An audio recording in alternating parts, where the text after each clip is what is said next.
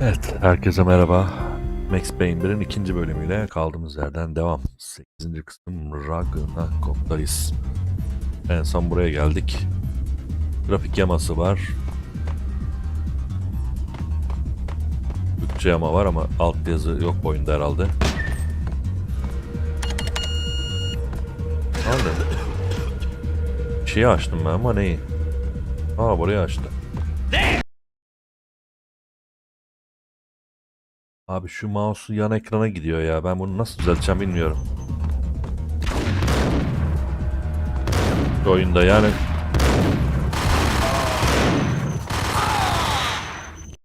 Ve hiç hoş değil yani bu durum. Böyle sağa bak, çeviriyorum sağa ama gitmiyor. Ama bazen nasıl oluyor bilmiyorum. Yan ekranda görünüyorum şeyi yani. Neyse, çok sağlam gittiği için bir daha yükledim.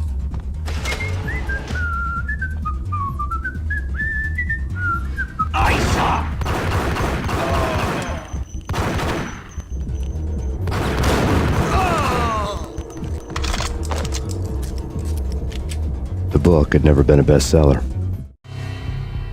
Given the setting, I was surprised to find that somebody had been passing time reading. The paperback was entitled The Age of Murder and Storm.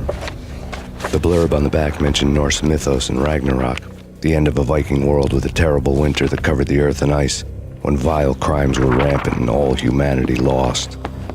I could see how somebody impressionable might get it into their head that we were at the end of time.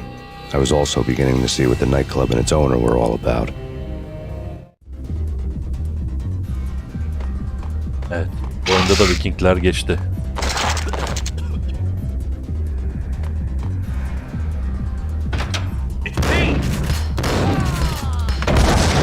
Ne patladı lan öyle? Bomba atmışlar.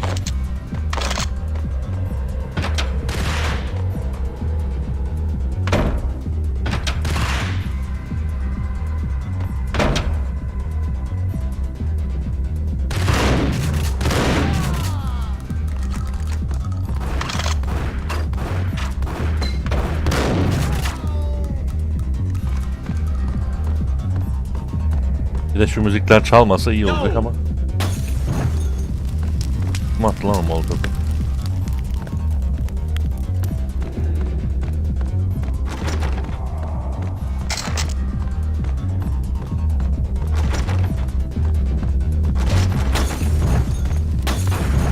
Ulan kapıyı açar açmaz molotoflar atılıyor.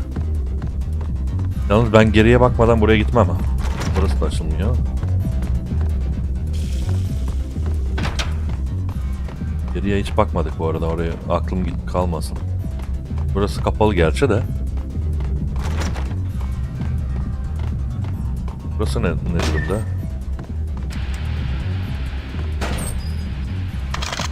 Pompalı varmış, burada da bir şey yok. Devam. Grafik motorunu mümkün olduğunca açık tutmaya çalışacağım ama yani bilmiyorum, çok karanlık oluyor aslında ama görüntü de güzel görünüyor. Aydınlık yerlerde.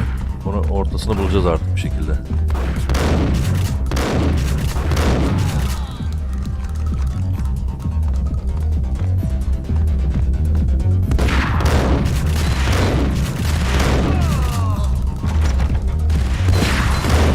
Oha. Karanlıktan beni kim vuruyor ya?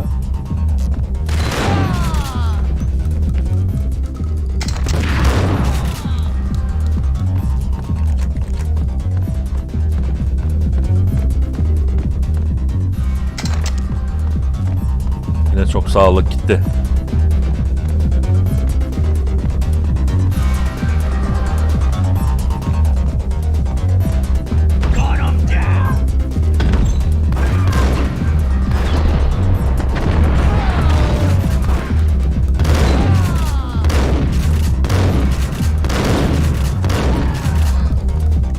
Pompalıyla niye vuramıyorum güzel? Öteki pompalı daha iyi ya şu. 2 tane atıyor ama da sağlam atıyor ya. Ona geçeceğim galiba. Books on the occult had been piled on the table. The room was stacked with light reading, such as Necronomicon, Witchcraft, and Paradise Lost. Old exotic titles like Malleus Maleficarum and De Umbrarum Reini Novum Portus. Books with pentagrams on their covers, all dealing with the occult and the infernal, lying between stacks of horror videos and a couple of Ouija boards. The only thing I could take seriously was the thought of Lupino taking it seriously. He had been spending a lot of time getting intimate with the guy downstairs. Ruh çağırma ha?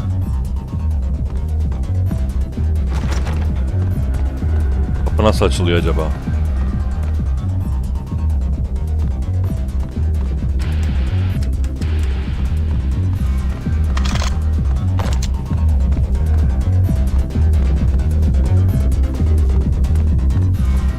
Düğme falan yok mu? Ha, buradaymış.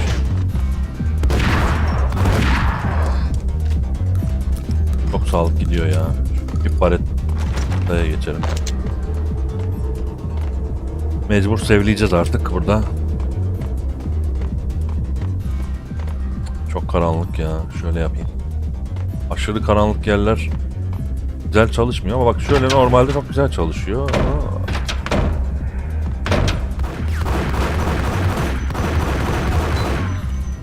Öleceğiz böyle ya. Belliydi zaten. Bu şekilde dayanamayız.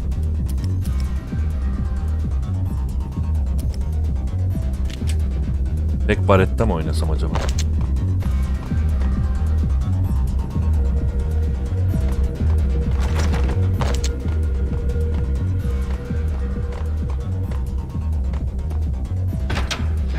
Ulan sağ tuşla bastım ama hani böyle ileri atlamak istemiyorum. O bullet yama.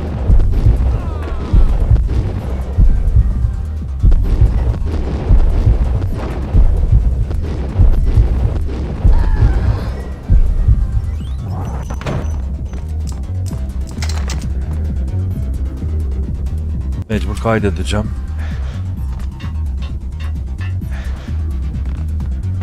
Oh, sağlıklı araba. Hepsini bastım. Kaydettim.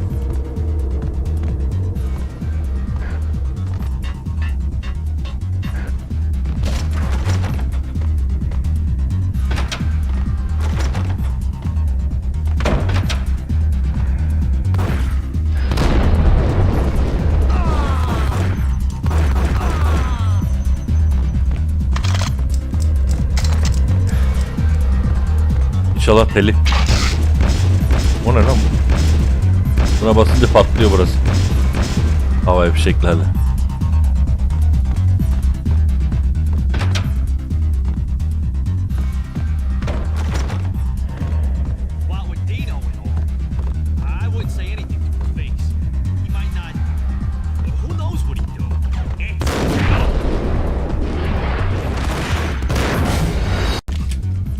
Fazla hızlı gittim mi de yok, güzel olmuyor abi ya, bu yamayı kuruyorum ama yani güzel aslında ama şeyler aydınlık olmuyor bu sefer. Öteki türlü açsam da bu sefer şey olacak, çok parlayacak. Bunun bir yolunu bulmam lazım aslında benim.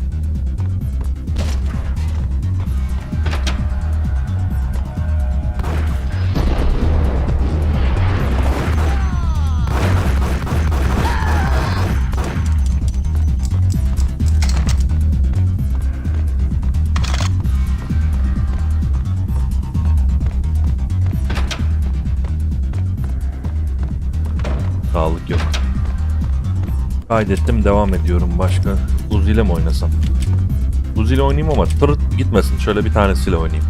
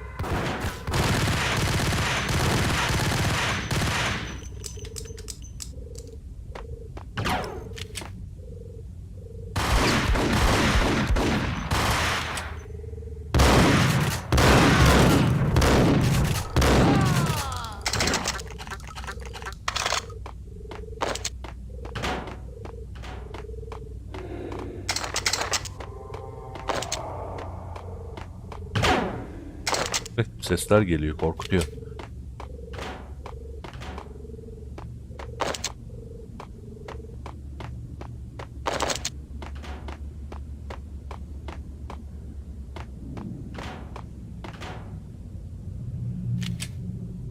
Hakikaten ulan çeteye bakıyordum, ödüm koptu.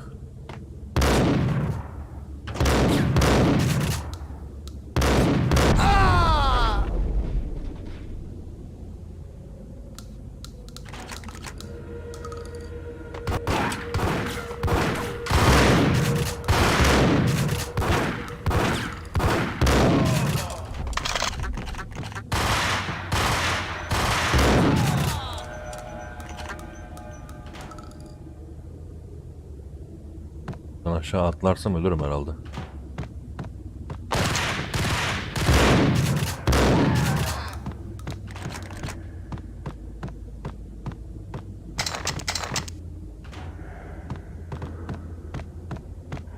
Bir kayıt daha.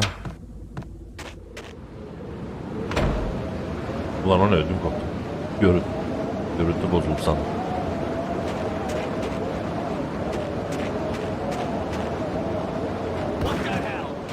Hayda.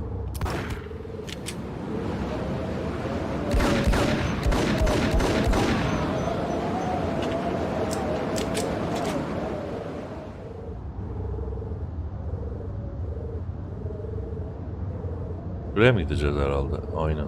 O adamların yaptığı şeye bak.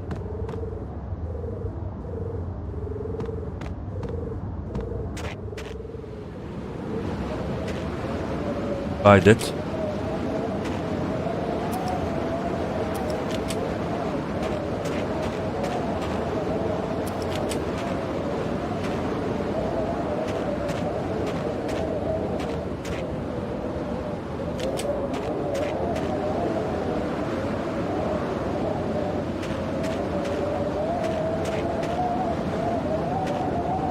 La la la la la la la.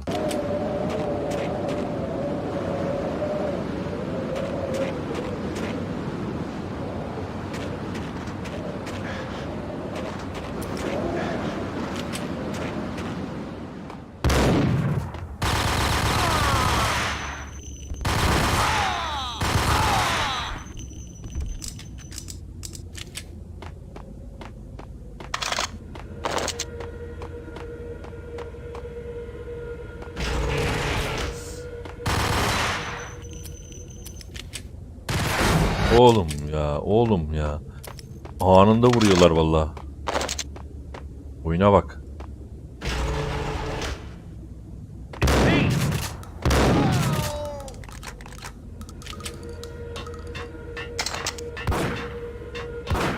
Bak.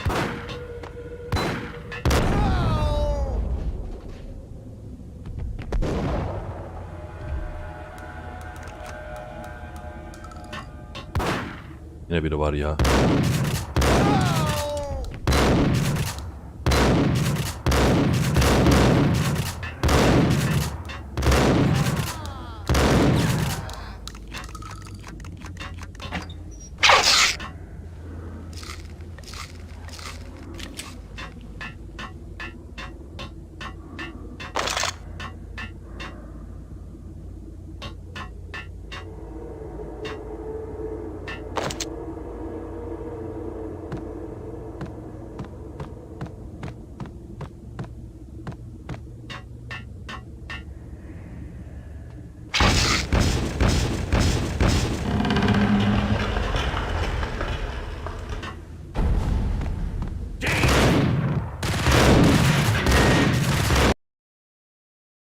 Abi yine sağ ekrana geçti. Yine sağ ekrana geçti ve durdu oyun. WASD çalışmıyor çünkü.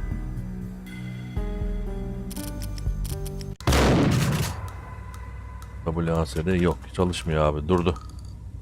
Alt tab yapsam olmuyor. Mouse üstü olmuyor. Sağ klavye gitti. Ama ESC çalışıyor. Ama WASD çalışmıyor. Herhalde buraya mı sıkıştım acaba ben? Nereye atıyorum kendimi? Shift çalışmıyor. Space çalışmıyor. F9. Heh, bu çalıştı. Yapacak bir şey yok. Burayı bir daha oynayacağız. Yani neye göre yan ekrana gittiğini anlayamadım mesela. Şimdi niye gitmiyor ya da. Bak, ha bak şimdi geldi. Evet, yan ekrana gidiyor mouse. Bunu nasıl yapacağım ki ya? Parental lock ne demek? Parental lock, bir dakika. Yanlışlıkla şeye bastım bu arada. Girişte acaba mouse şeyi o muydu yani hani? Parental lock nedir? Ebeveyn denetimiymiş. Parental kontrol. Oh. Mouse'u nasıl kilitleyeceğim ki bu oyunda ya? Bu oyundan. Abi şimdi yayını kapatacak yanlışlıkla. Ben ondan sonra daha da sinir olacağım yani.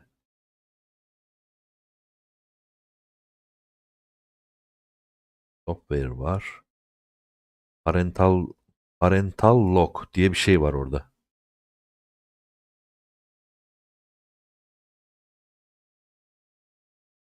Mouse ekran kilidi.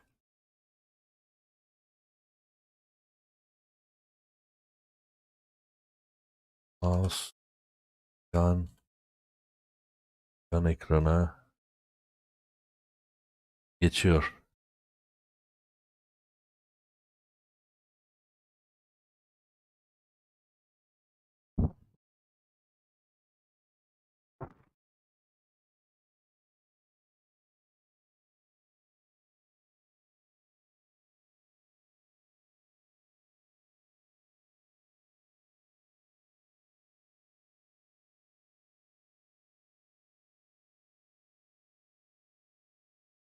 Bir tane program olmasını lazım. Arıyorum da bulamıyorum şu an. Yan ekrana geçmesini istemiyorum.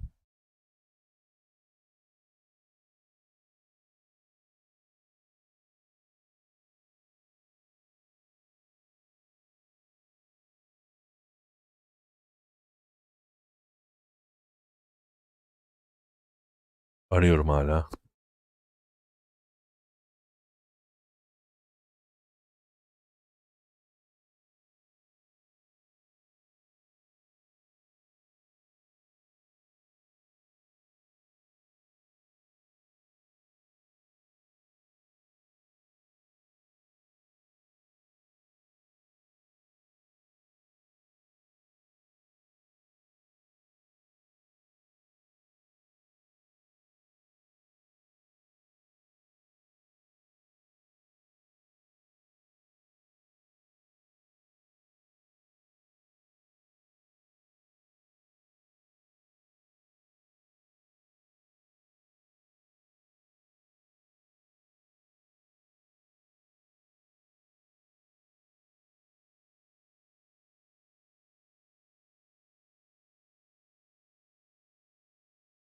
Yayın bok oldu ya.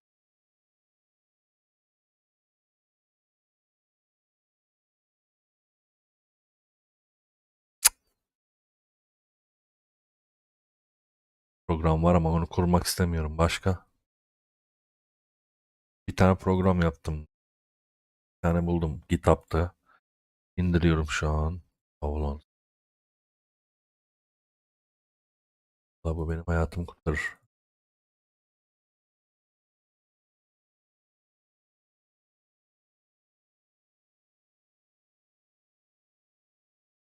Programı da nasıl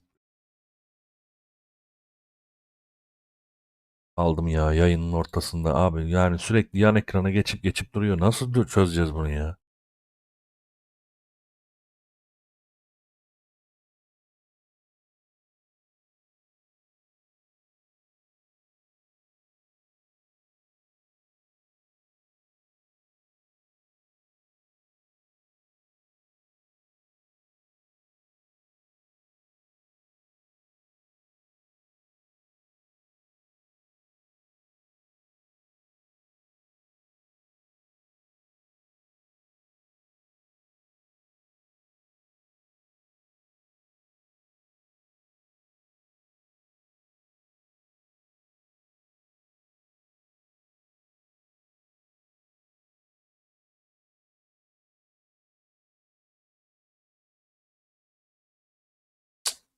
Uğraşamayacağım yayın ortasında abi, yok.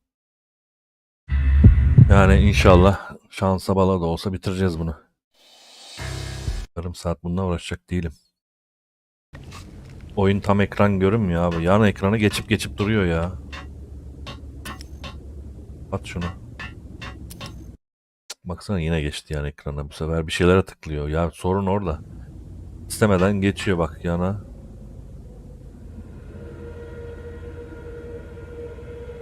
Bak geçti. Çok canımı sıkıyor.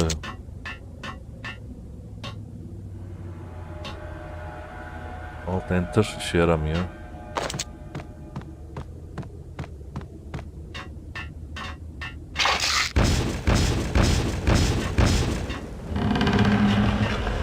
Neyse artık şansa bala da olsa. İnşallah yayını bitir butonuna basmaz.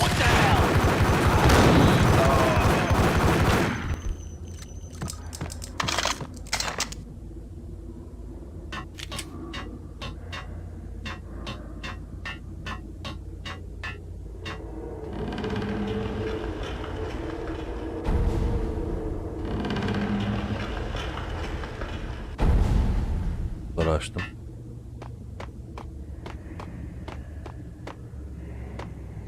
What the hell?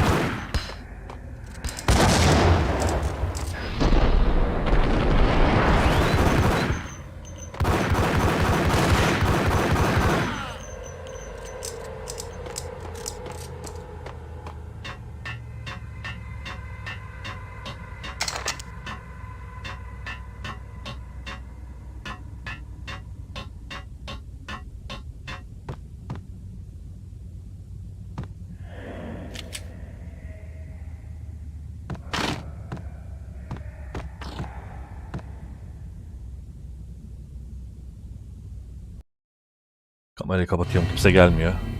The backstage area led to Lupino's inner sanctum. The hot air inside was like an invisible wall, thick with incense and something else, a sickly sweet smell that made you gag. This was the rotten core of the Big Apple. Lupino lurked somewhere ahead, like a spider at the center of his web, waiting. The vapors in the air started to make my head swim.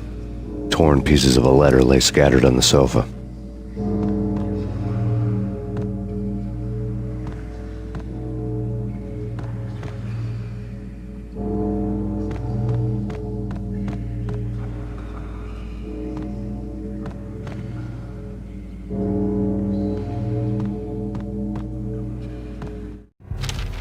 Punchinello had threatened Lupino in writing. The note had been torn to pieces, bloody fingerprints all over them. Don't want you to think that one of my boys is not playing with a full deck. Shape up, Jack. We are running a business here. I'd hate to send the trio to strong-arm you. The trio were the Don's notorious henchmen. It was obvious that Lupino hadn't been intimidated by the threat.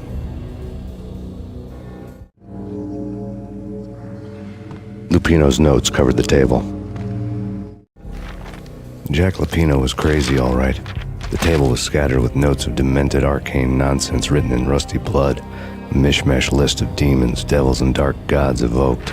Beelzebub, Asmodeus, Baphomet, Lucifer, Loki, Cthulhu, Lilith, Hela, blood given to you all. He was after that old Faustian deal, your soul for power and fortune. Just sign on the dotted line with your blood. Lupino's notebook lay on the pedestal. Jack Lupino was crazy, all right. Mythic wolves, let loose to devour the sun and the moon. Lupino is the wolf. I'm Mr. Beast, the big bad Fenris wolf. I'm the end of the world man, wearing the flesh of fallen angels. After Y2K, the end of the world had become a cliche. But who was I to talk? A brooding underdog avenger alone against an empire of evil, out to right a grave injustice. Everything was subjective. There were only personal apocalypses. Nothing is a cliche when it's happening to you.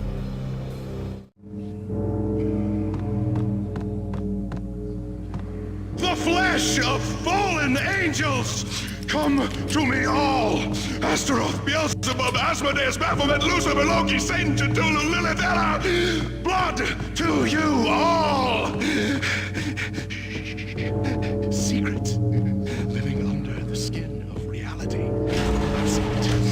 corruption of flesh. Oh, I'm the wolf, yeah, I am the wolf. It's close. It's coming. You have come. A witness to the end of time. It's now. I will rise to her side. I don't need the words. I'm beyond the words.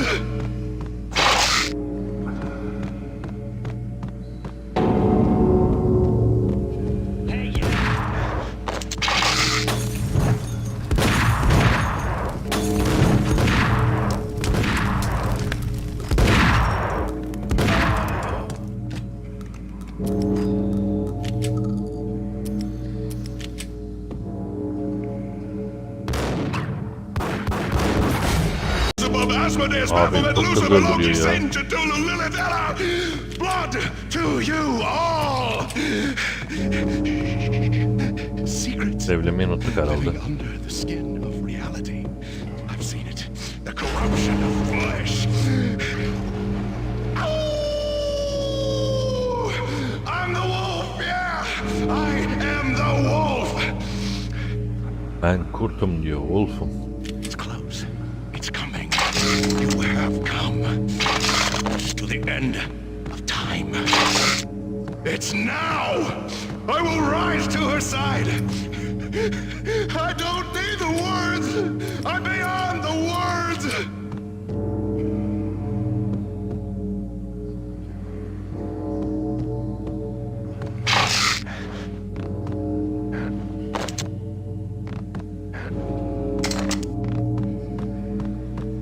Maşallah bütün sağlıkları bu bölümde aldım ha.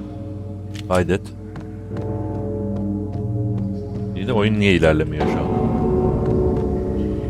Hey, Yine sağ ekrana geçti.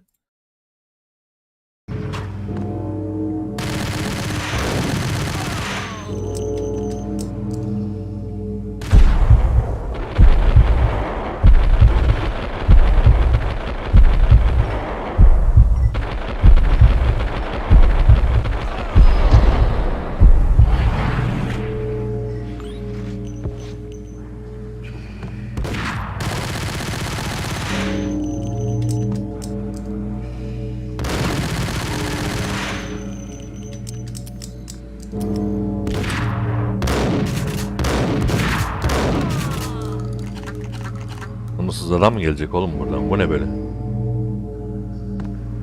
hold it. Bu şey attı.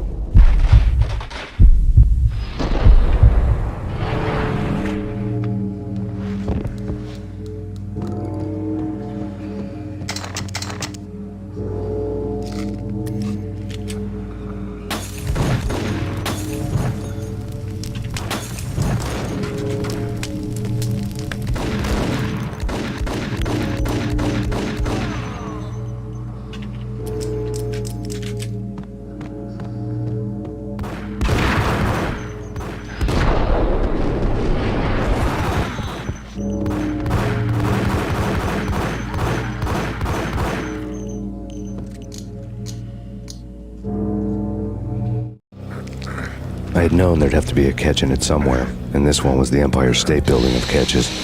Lupino was pumped up and dying to go 15 rounds with a mutant alligator. And then he started this spooky monkey talk, straight from a bad dream. Mine. I have tasted the flesh of fallen angels.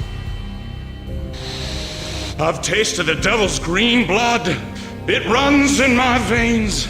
I've seen beyond the world of skin, the architecture of blood and bow and arrow. Death is coming! She is coming, and hell follows with her. This is the twilight winter. I am ready to be her son. Her time is now, and all who stand in her way must die!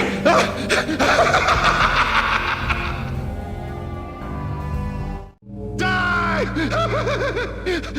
You'll die! You'll die! Now! All die! The wolf!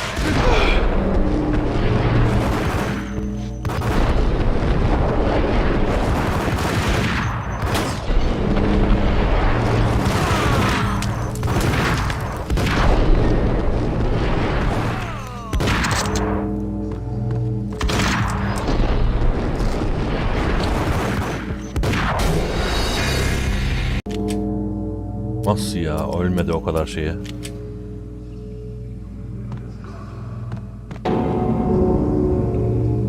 Yo! Ya baştan başlıyor. Ey Allah'ım ya Rabbim ya.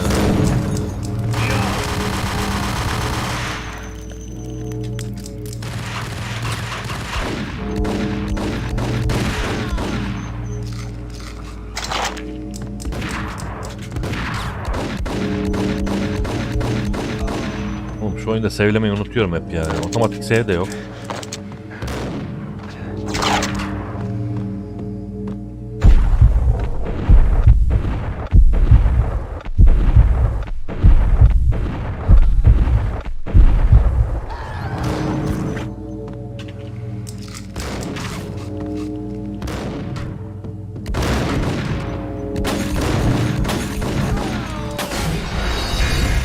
Bu nasıl oluyor onu da anlamış değilim ya.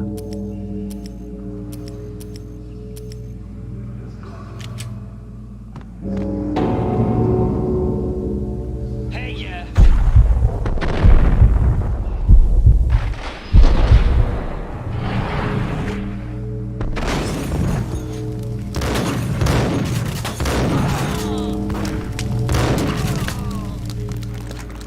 What the hell?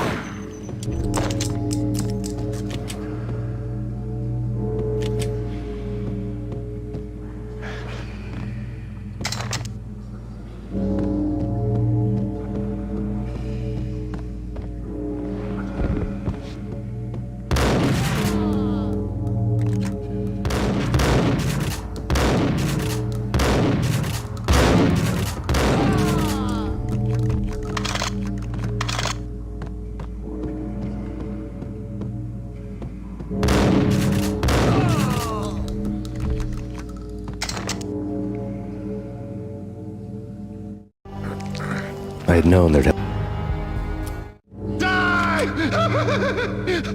You'll die! You'll die! Now! All die!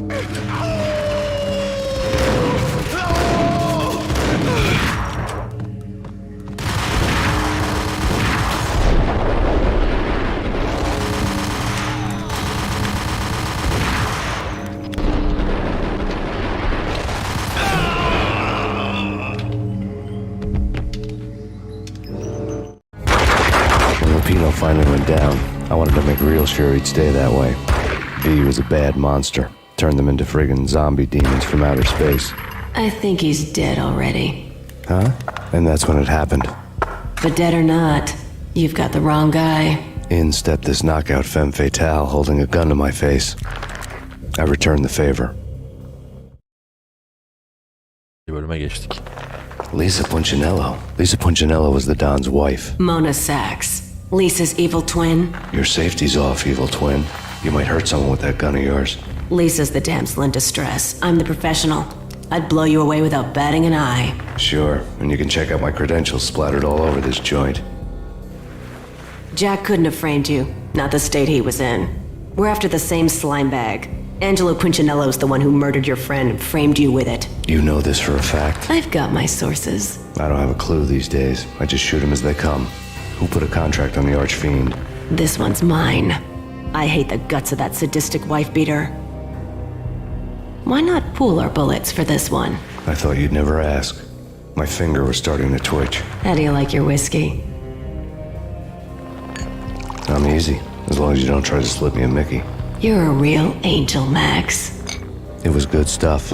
Tasted sweet as honey going down. Nothing personal. Can't risk you going berserk and getting Lisa killed.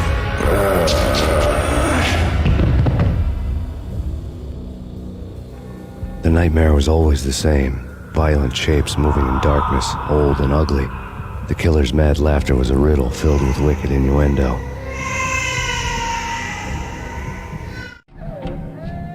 Somewhere, the baby was crying.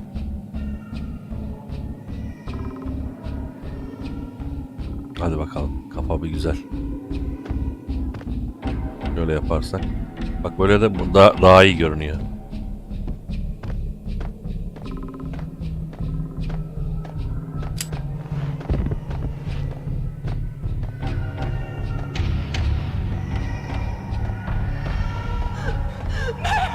No, please, Max. Why? I didn't mean to. I'm sorry.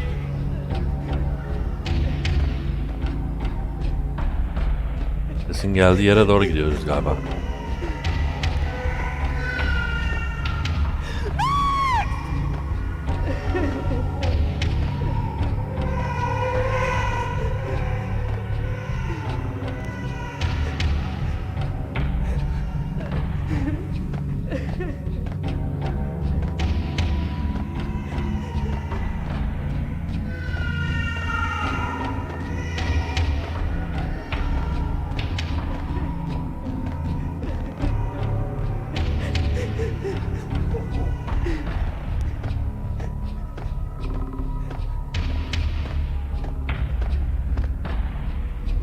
Should have known it when we found you snoring next to Lupino's corpse. A comedian, huh?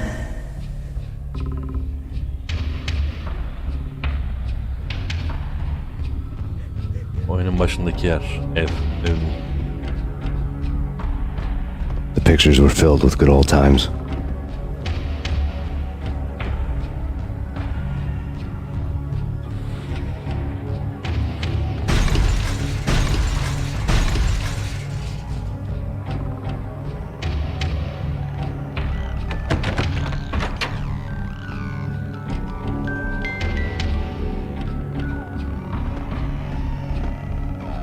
I really love to watch cartoons. Captain Baseball Bat Boy's my favorite.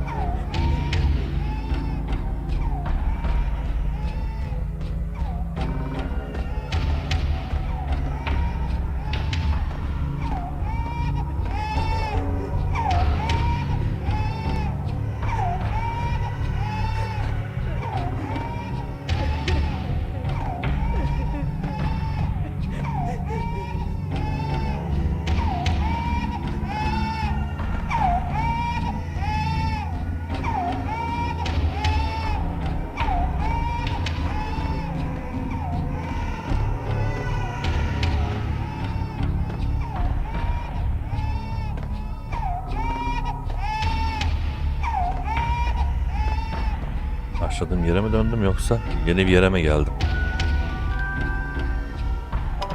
Heh.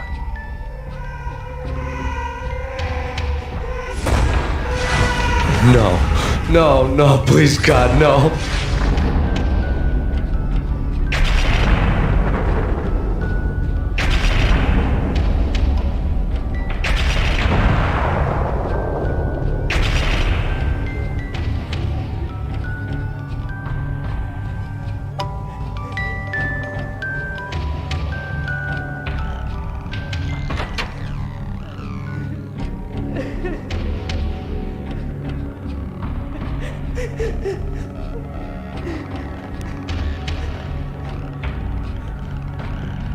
Slice them, dice them, shoot them full of holes, blow them to bits, vaporize them, disintegrate them. No matter what you do, they'll still be back, good as new. Michelle's diary lay on the table.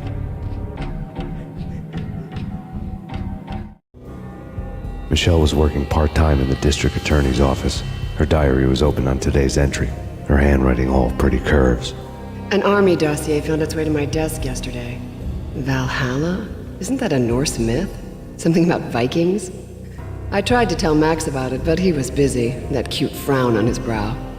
Guess it's nothing, just a mix-up at the courier service. From now on, I would always find time for her. It was a hollow promise. Too little, too late.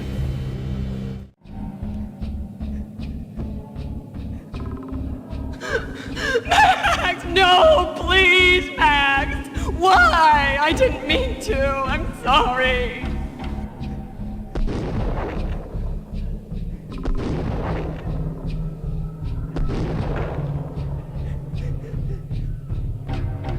Murderer! You killed her! Nothing like that ever happens in the real world.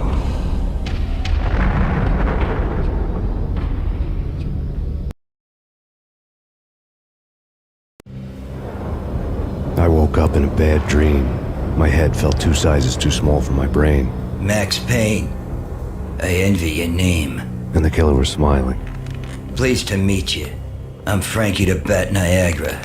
Niagara, as in you cry a lot?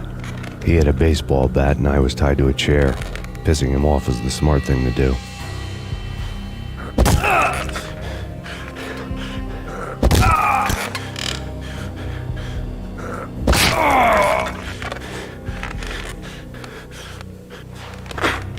Nothing wrong with a little laugh now and then.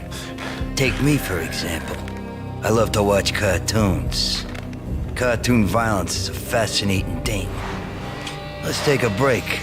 I need to take a leak and maybe grab a cold one at the bar. Don't worry. I'll be back to finish this off. And then, it's checkout time. You play, you pay, you bastard. He swaggered out, and the door clanged shut behind him, locks clicking into place. Everyone makes mistakes. Mine hadn't been to crack jokes about the goon with the bat. He'd have cracked my skull regardless. It hadn't even been to trust a girl with a gun. I had blindly gone after the first bad guy on my hit list when I should have been aiming further up the ladder, at the head of the Punchinello family. I couldn't bring myself to be pissed at Mona. Guess I had a soft spot for a pretty face.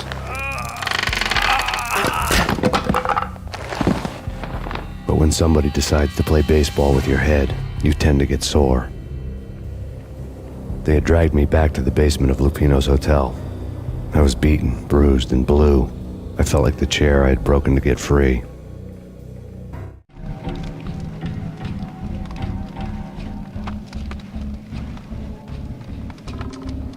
All I had was Niagara's bat, sticky with my own blood. Evet, her şeyimiz gitti içine. Without a gun, I'd be no match for Frankie's men. I'd have to play hide and seek with them.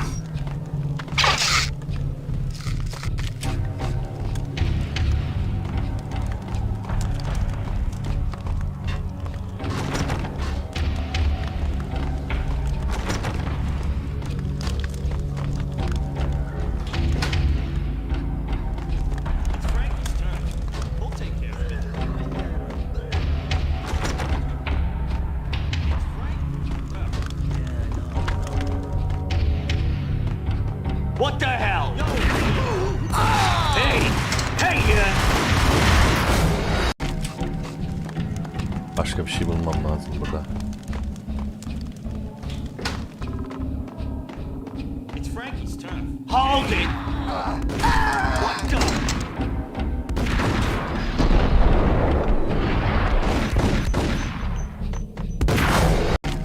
Ya olmuyor. It's Frankie's turn. We'll take care of it. Yeah, I know. Just I wouldn't mind having a go at us. It's Frankie's turn. Yeah, I know.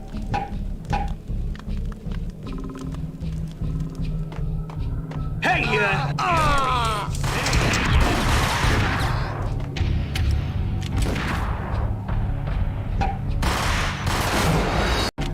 Başka ne yapabiliriz ki burada? It's Frankie's turn. We'll take care of it. Yeah, I know. Just I wouldn't mind having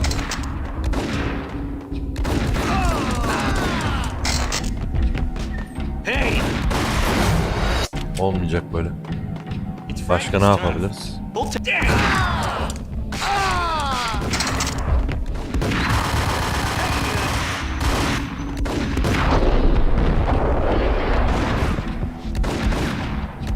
Yok, olmuyor. It's Frankie's turn. We'll take care of it. What the hell? What the?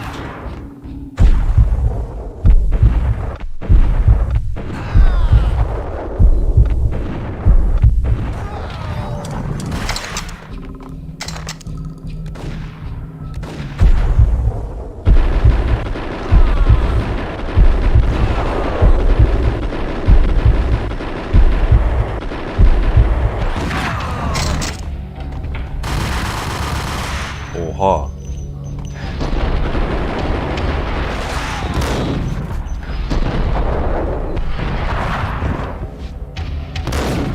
Vursana şunu.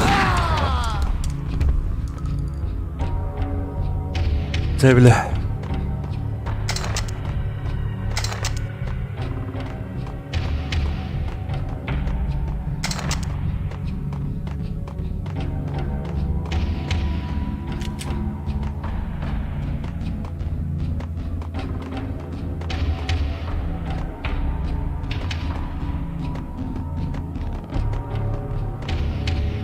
Tabii ki deli gibi sağlık arıyorum ve buldum. Yani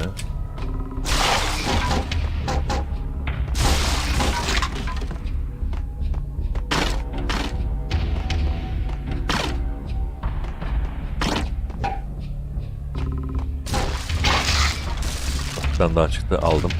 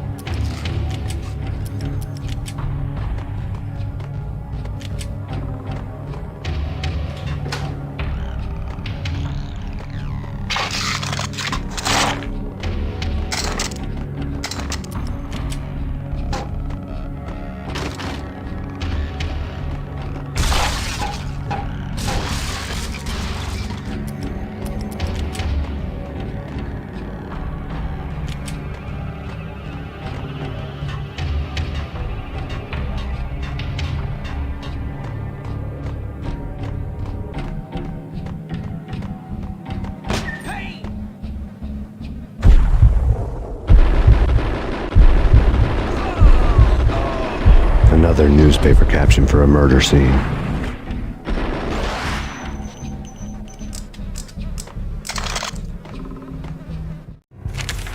Frankie had left his calling card, a Captain Baseball bat boy strip, next to a sewer passage filled with bodies. You'd better not mess with Captain Baseball Bat Boy. Even my arch enemy, Bicycle Helmet Girl, swoons at the sight of me. Aha! There were enough corpses to put a mass murderer to shame.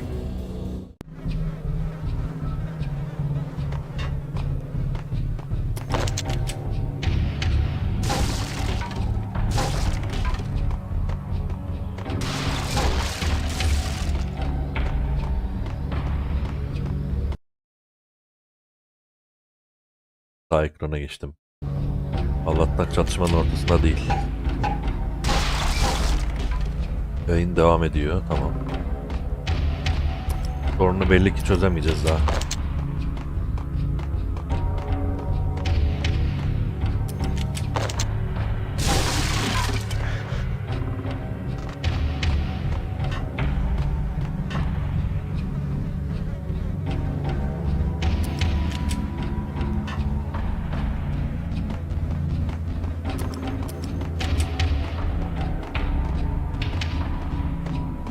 Şimdi nereden gidebiliriz?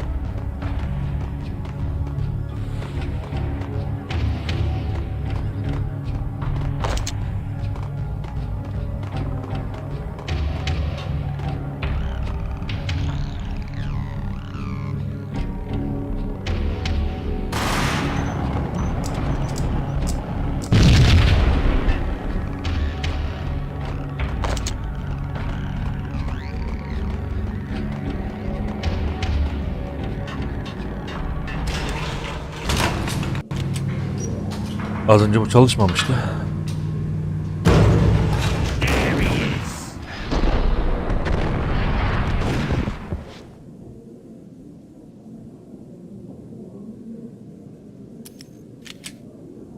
Nereye gitti lan onlar?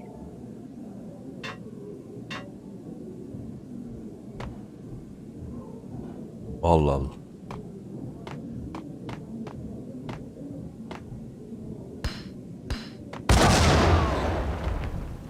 Kendilerine bomba attılar ve öldüler.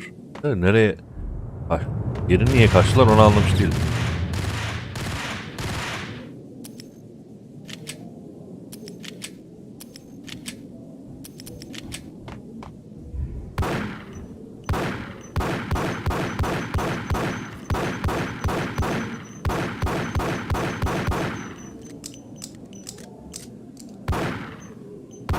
Ölsene be.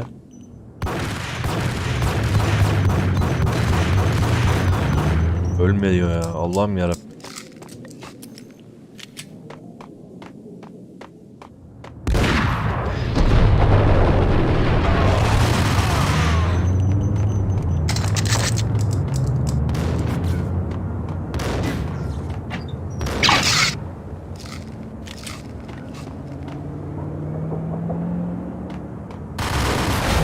Hadi git lan oradan. Adama bak.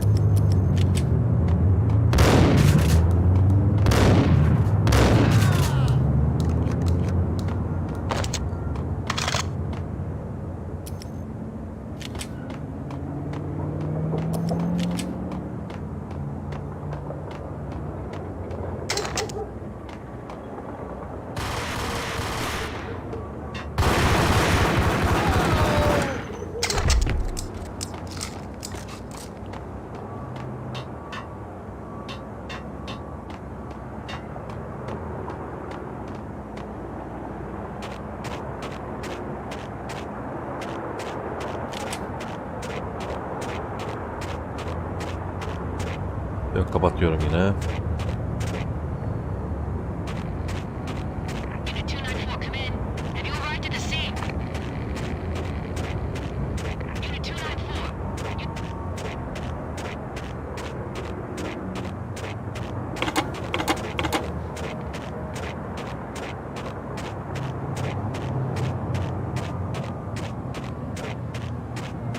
Things were fast going from bad to worse.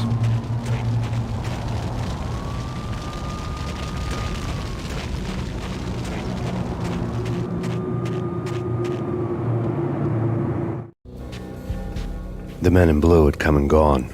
They had decorated the place with chalk outlines and tied it together with yellow tape. The cops who had stayed behind were dead. Frankie, his boys, and I had the place all for ourselves. Hadi bakalım.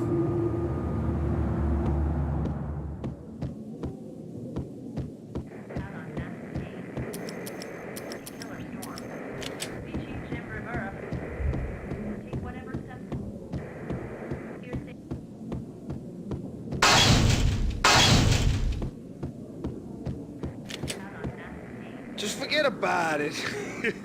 Just forget about it. Hey, just forget about it. That crazy witch, you should have heard her. She was a real scream when the boys caught her trying to cap the Don. Oh, that's friggin' bad. To the trio? That's even worse than what Frankie's doing to that poor bastard downstairs. She's gonna take a long time to die. The mobster muscle on the phone was talking about Mona. Punchinello's trio were nothing but bad news. It's Payne!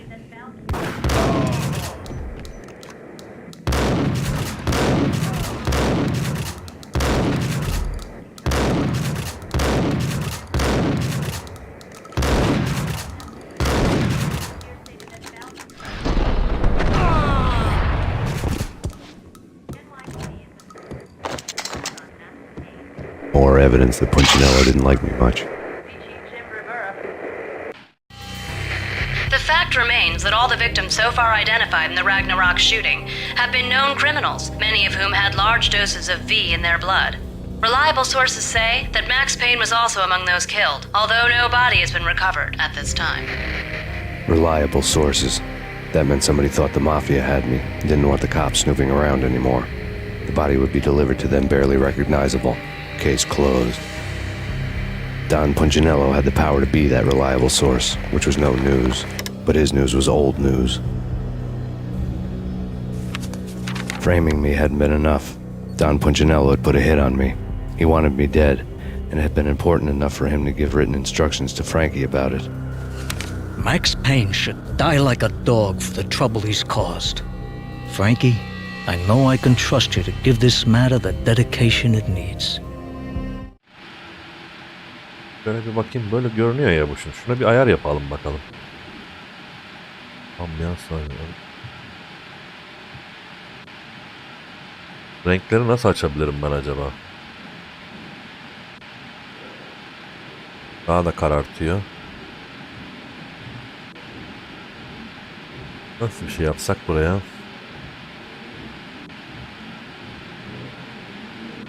Oha, bu ne oğlum?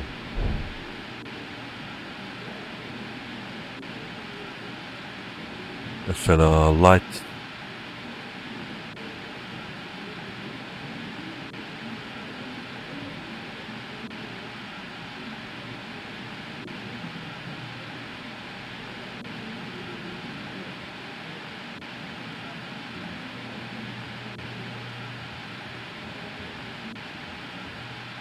Magic HDR'ı kapattırsam bence çok daha iyi oldu böyle ya.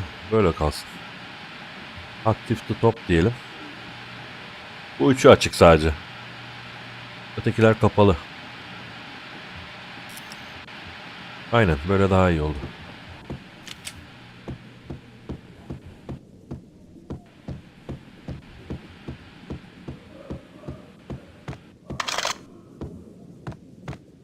Sonra parlaklığı düşürelim biraz.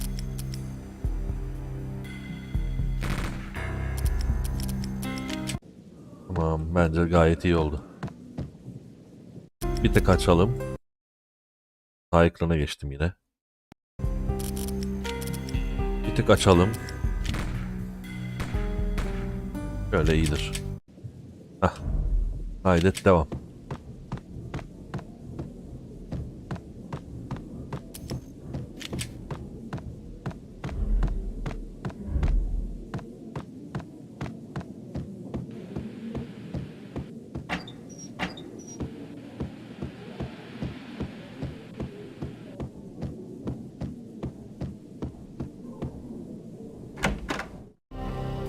The hotel bar was fast developing quite a history. True to his words, Frankie was there, having a beer. Jesus Christ. How the hell did you get loose? Got bored waiting. Thought, what the hell, we could just as well finish this here. Fine by me. This works out just as well.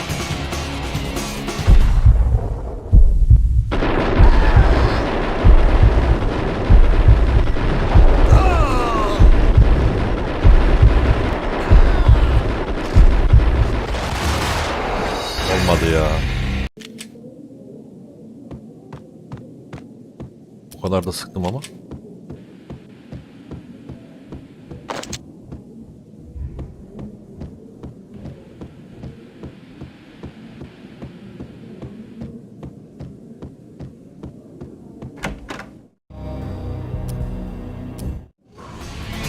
Fine by me. This works out just as well.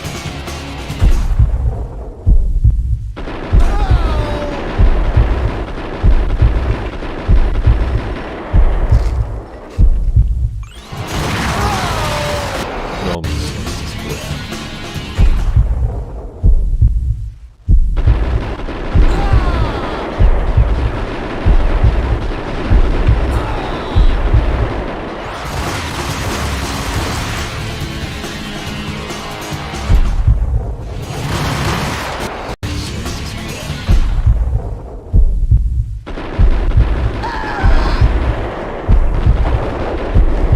Zıplayınca ateş etmiyormuş ki.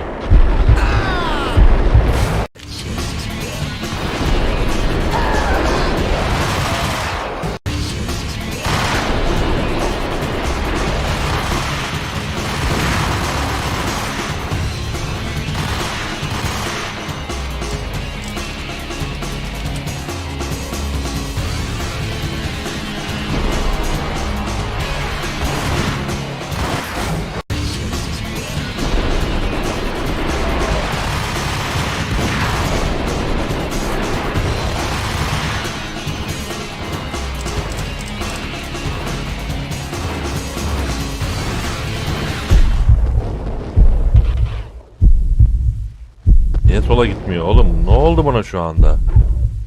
Ya Allah'ım yarabbim.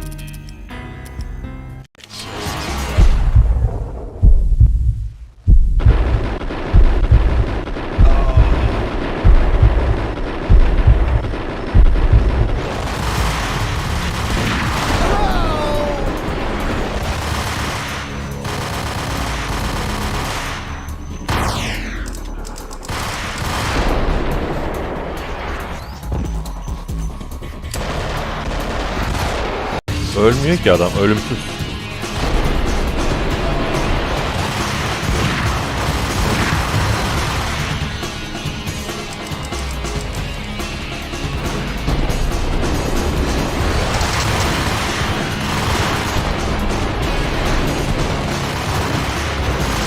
Yok, ölmüyor.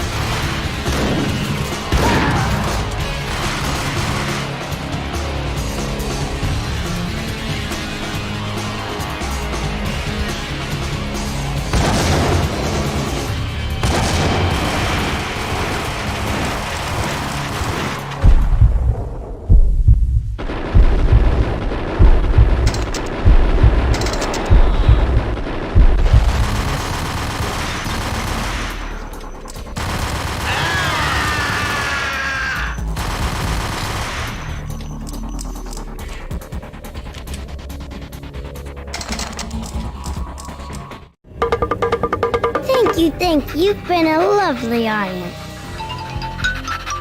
Had enough? I don't play with girls anyway. Unfair! I spotted the tail as soon as I left the hotel. A big black Mercedes. I'd seen the car before. That time it had heralded impressive explosions. Vladimir was back. Bang. You're dead, Max Payne. I might have laughed if I remembered how. What's this supposed to be? Cops and robbers? Look, you want something with me? Get in line. Peace, man. Relax. You know you are a real news item. Armed and dangerous. I am going to make you an offer you can't refuse. I've always wanted to say that. It's a bum rap. I've been framed. Well, that's a moot point. Whatever you did or did not do, I'm sure you had good reason for doing it. Want to hear me out? I'm listening.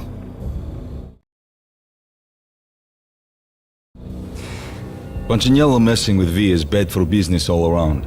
But that's not all. There is this guy, Boris Time, used to pull jobs for me. He's the captain of the cargo ship Charon. Now the bastard turncoat has gone over to the other side, Punchinello's. The ship's loaded with high-res hardware, guns, my business. If Punchinello gets hold of that cargo, he's won and I have lost. And you'll have your work cut out for you. If you want to get to Punchinello, you'll need heavy-duty persuaders. I am just the man to get them for you. Change the ship back under my flag, maybe pop 2 in the traitor Dime's head while you're at it. You'll get enough guns to start the apocalypse. You in or out? Let's get this show on the road. Vladimir was one of those old-time bad guys with honor and morals, which made him almost one of the good guys. None of us was a saint. The Brooklyn riverfront was a maze of rusty containers, sharp-boned cranes looming up from the snowstorm. On a night like this, you couldn't help but think of the dark army of dead men sleeping with the fishes, cement shoes in line. No Minotaur lurked in this labyrinth, but somewhere out there, on the clanking deck of his cargo freighter, the skipper of the Chiron was waiting, like the ferryman of the river Styx.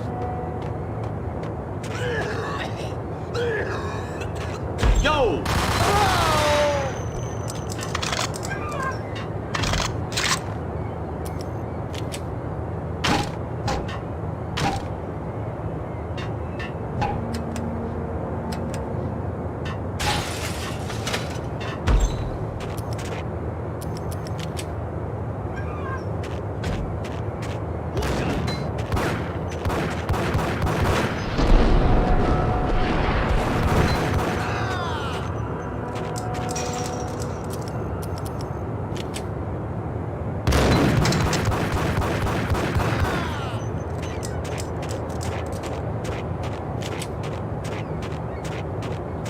Both of them beat to a pulp.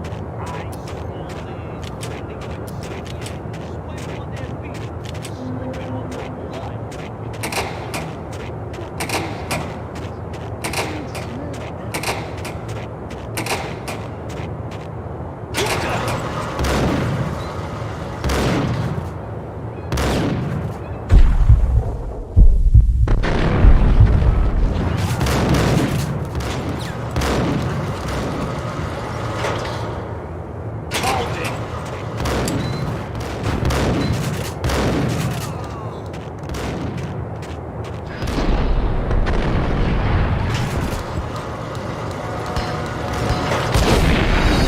Lan nasıl ya?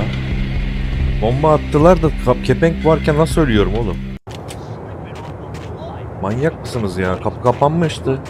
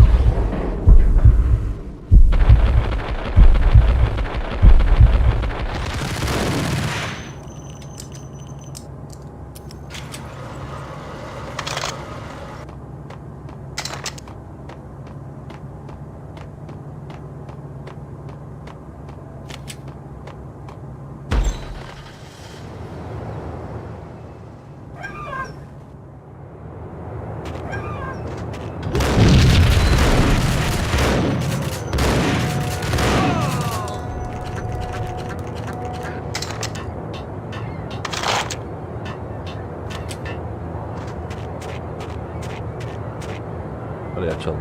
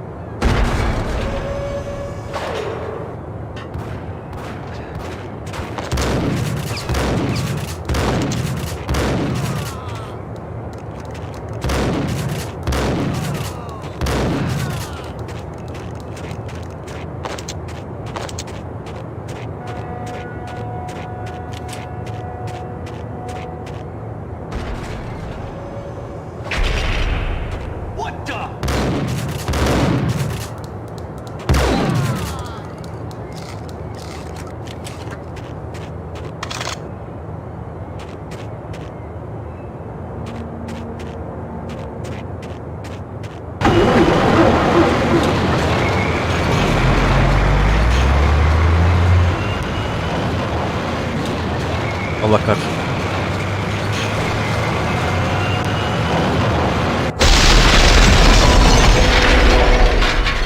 O neydi lan öyle? Biri beni ezmeye mi çalıştı? Tabii ki de.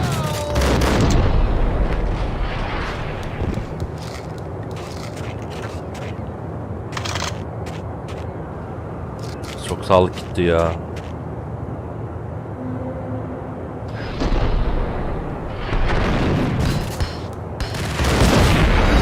Ya o bomba attığın zaman zaten çok bir şey yapamıyorsun.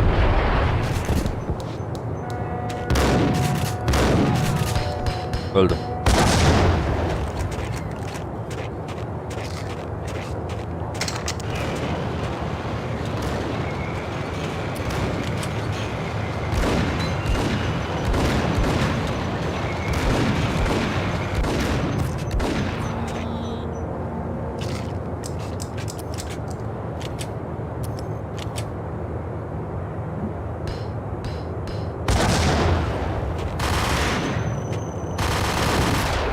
Ya oğlum nasıl ya?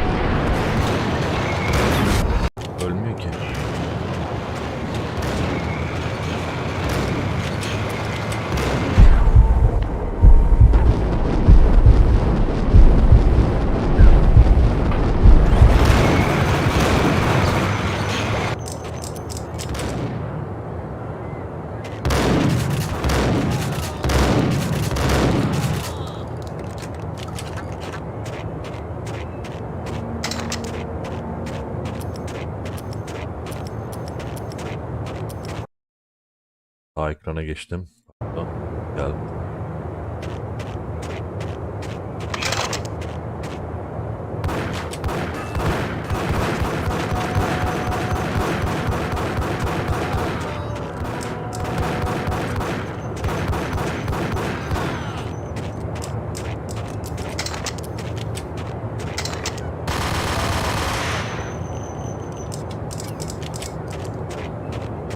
Raise the brake.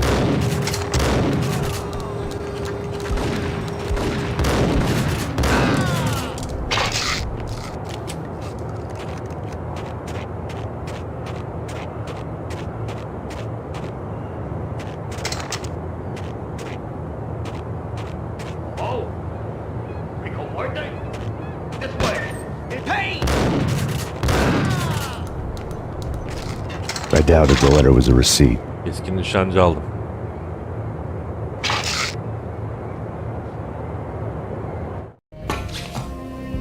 Rico Muerte had come to town to do more than just sort out family troubles. Exhibits number 1, 2, and 3. A briefcase of money, a sniper rifle, and an envelope with one word neatly printed on a folded piece of expensive paper. Mayor. It didn't sound like a mafia contract at all. It was too cold and too to the point.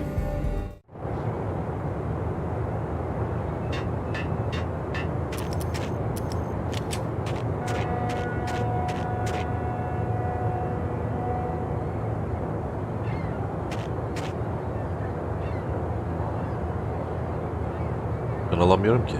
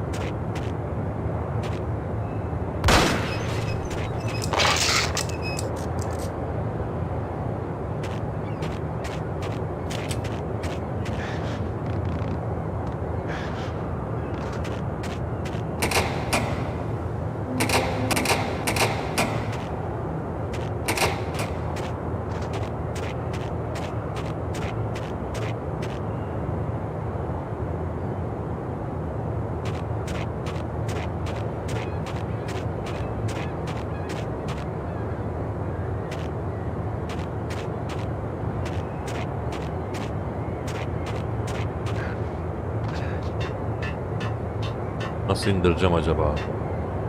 Buradan bir şeye bakacağız galiba orada ama nasıl?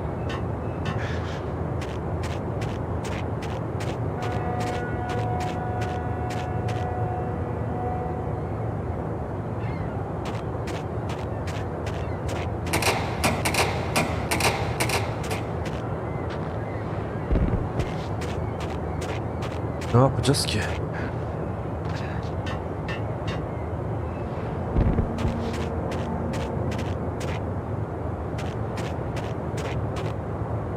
Mouse yan ekrana geçti şöyle zaten. Tıkla.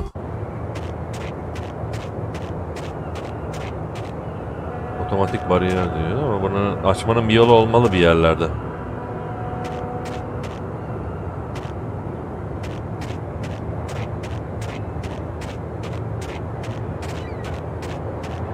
Sanmıyorum ki geride bir şeyler olsun ama.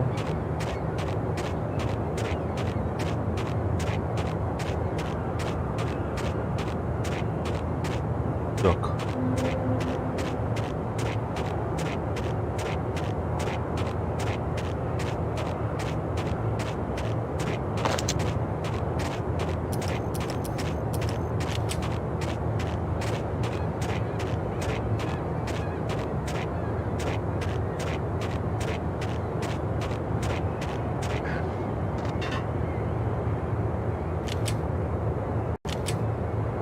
O tamam, atlanmıyormuş oraya.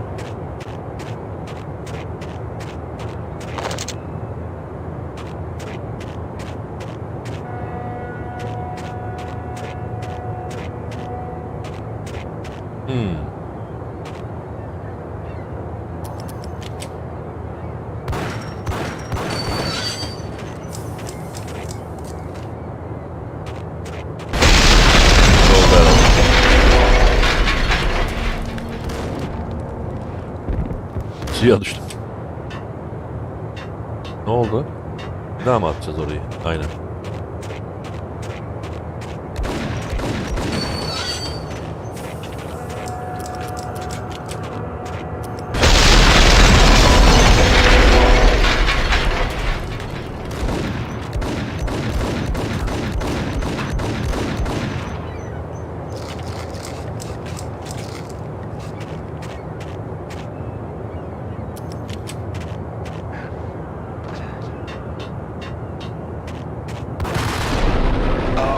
Oha ya, ne biçim vuruyor ya.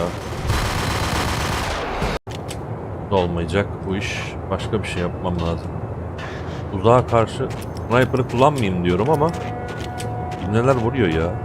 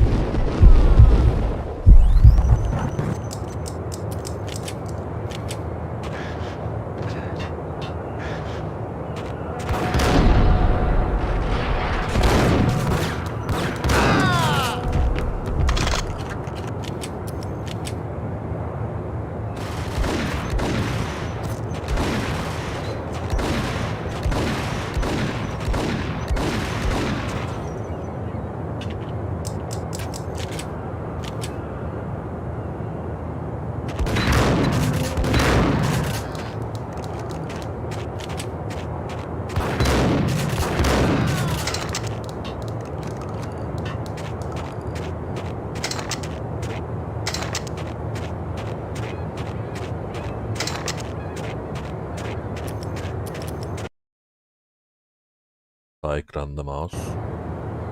Devam.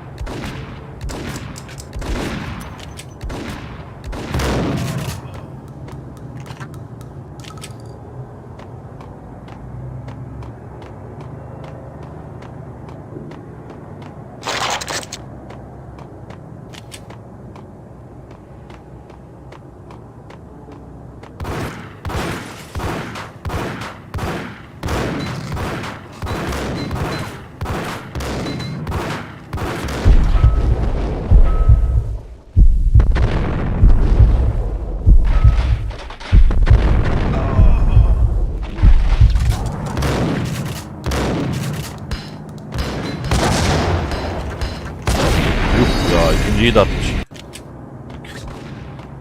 Bir tane birden atmış be. Allah'ım yarabbim.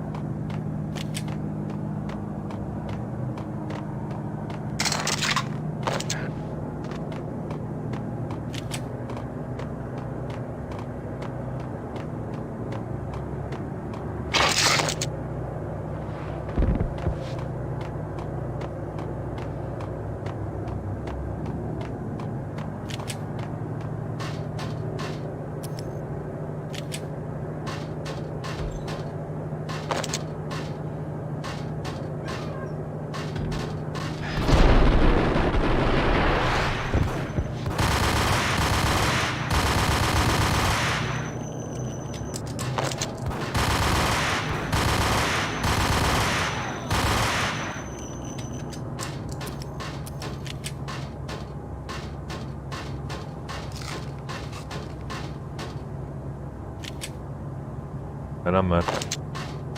Bak onun içinde o var. Oraya nereden gidebilirim? Şuradan mı?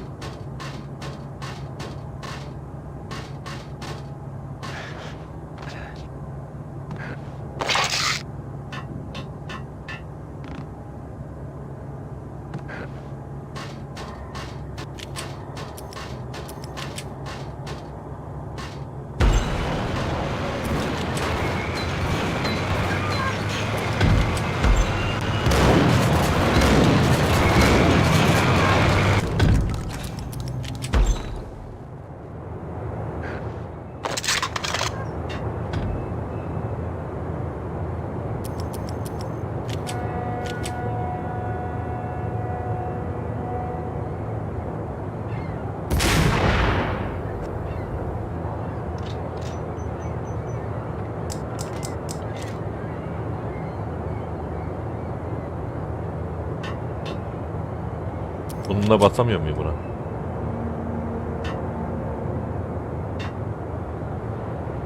Aynen iyi olur. İyi olur.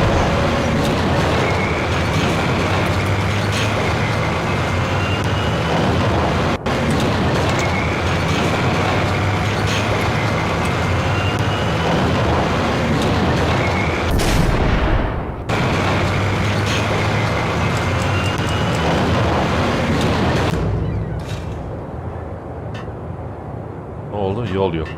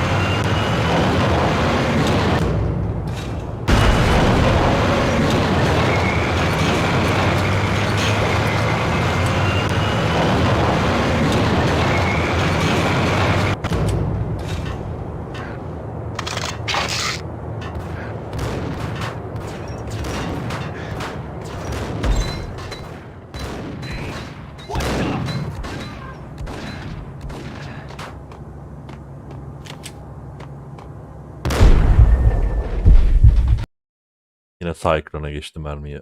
Allah'ım yarabbim ya. Yani çıkıp da program kurmak da istemiyorum bunun için ama bakalım daha ne kadar katlanacağız. Mouse sağ ekrana geçiyor ve çok rahatsız ediyor aşırı.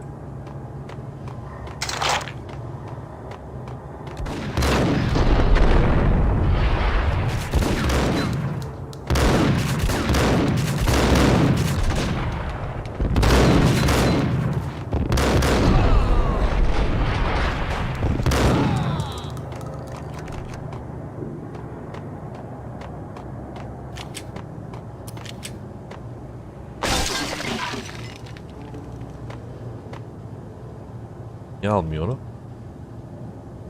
O 8 tane mi alıyor en fazla? O sağlık mı o anlamadım ki. Belli değil ne oldu.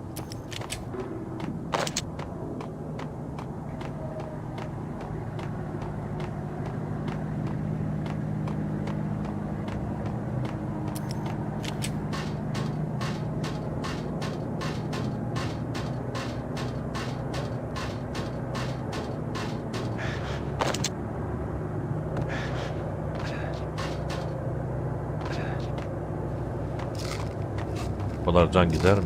Aynen sağlıkmış.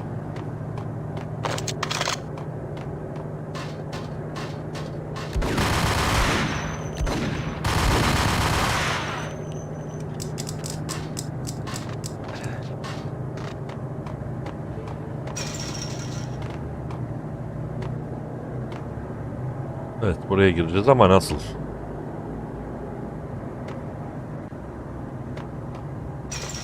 Kapı niye açılmıyor ki? Anlamadım.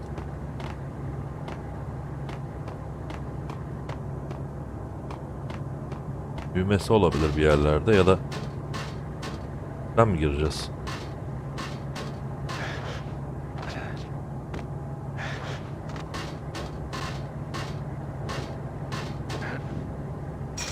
Oha! O kadar can gider mi oğlum oradan?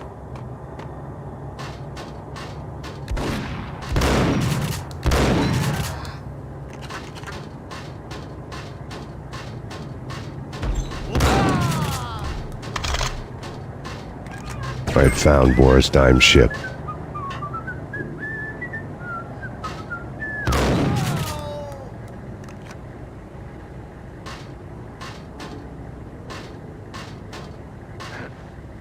Bu oda niye var?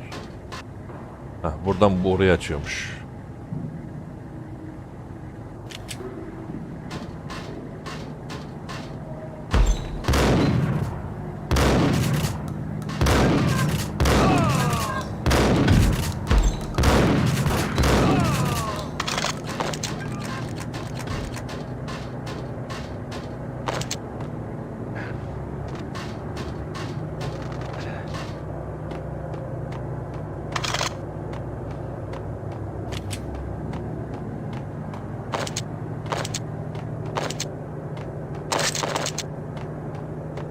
Maksimum 8 mi ya? Ben 9 sanıyordum. Rust had crept over the side of the cargo steamer a long time ago. Boris Dime would be on board. I'd have to smoke half of his crew to even get near the gangplank. Guns were probably being kept in the hold, buried amidst the rats and oily water.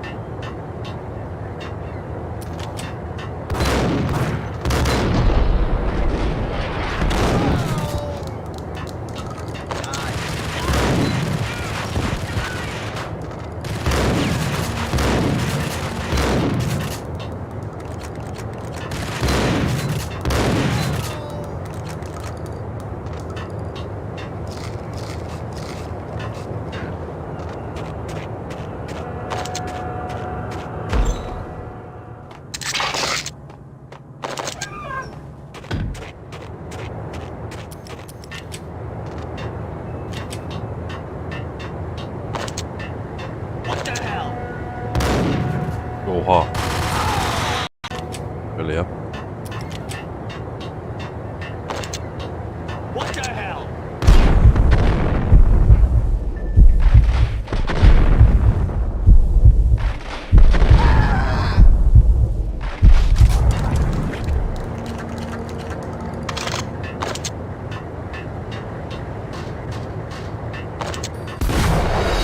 O ne oğlum? Görünmüyor ki oradan. Hayda, sevilememişiz. Payne!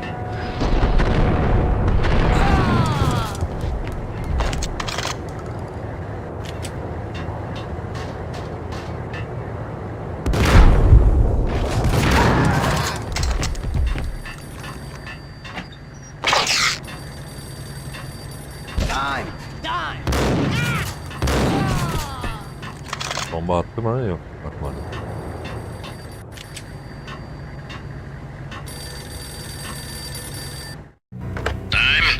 Angelo Puccinello here. Angie, Tell me, how much the dime cost you? I bet it was more than his name. Max Payne, Right the first time. you're dead, punk. You sure you're not confusing me with Boris here? But you are right, of course. Pretty soon we should get together and have a talk. You son of a... Pissing Punchinello off was a dangerous game, but when people get mad, they make mistakes. I should know. That's where I wanted Punchinello, mad enough to trip over his own feet, preferably into a grave. Selam Çağrı. Bütçe ama vardı, kurduk.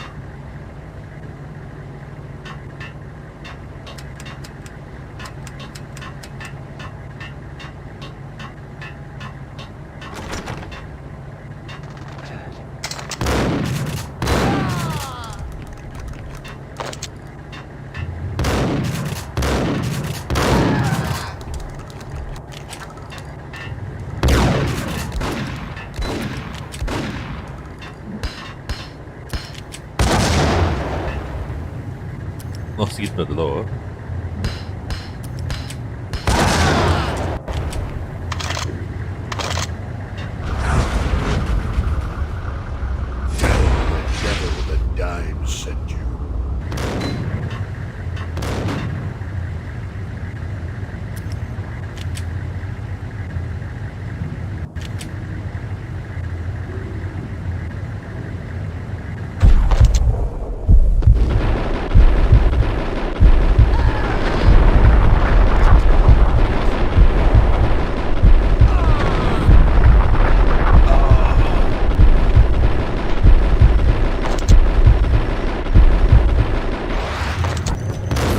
Hadi lan oradan.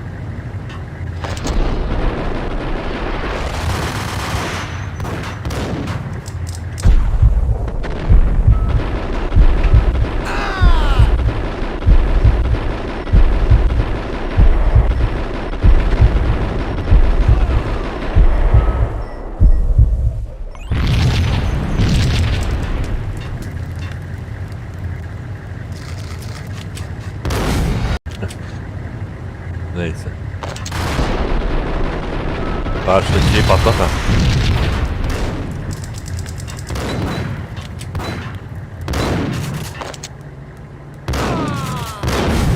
Bu adam çok zor ölecek belli.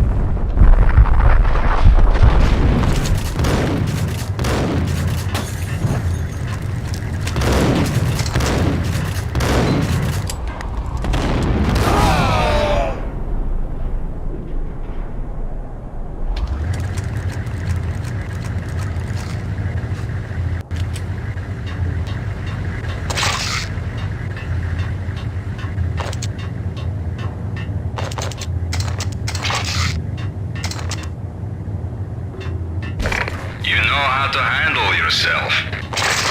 Anybody who says different is calling me a liar. Oha neler verdi. Glad I'm here. M4 falan geldi. Ammo you want. Meet me on the bridge afterwards. Evet, hepsi var.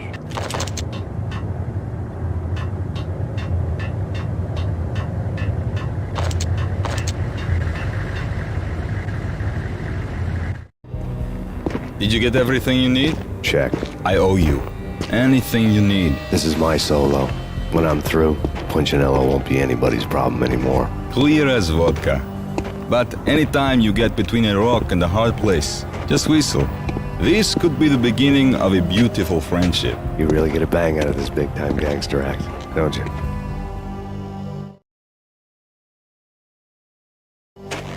Even with all this firepower, I figured I couldn't get to Punchinello at his manor.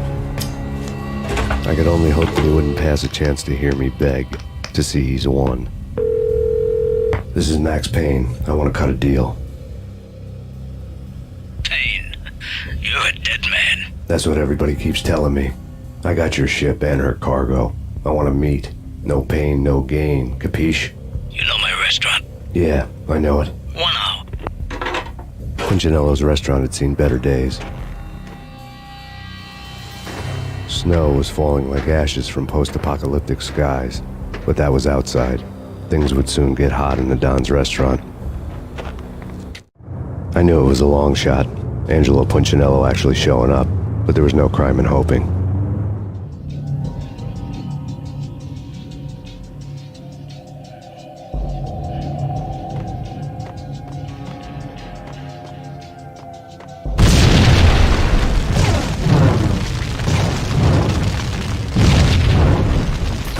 Oğlum kaçmam lazımmış. Ne bileyim.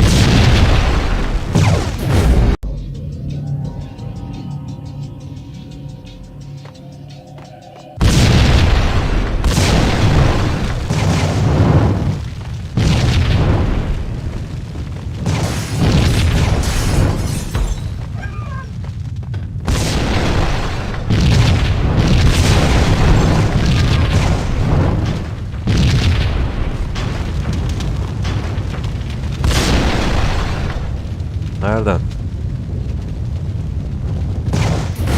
Görünmüyor ki ne gideceğin yer. Buradan gideceğimizi anladık da oradakini göremedim.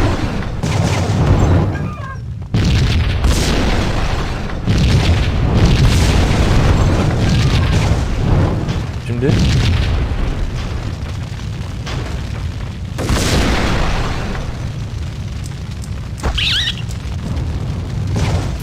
görünmüyor yine. Aynen. Gideceğim yeri bir de bulabilsem. Hatırlamıyorum gideceğim yeri.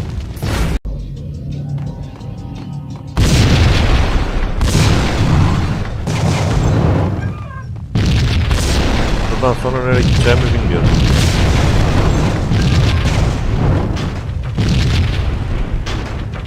Şuradan. Aynen.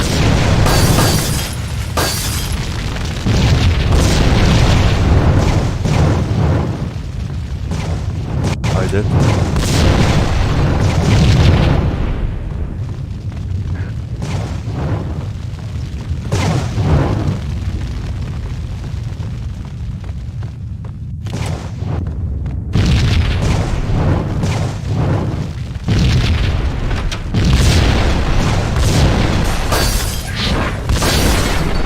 Lan Allah'ım yarabbim.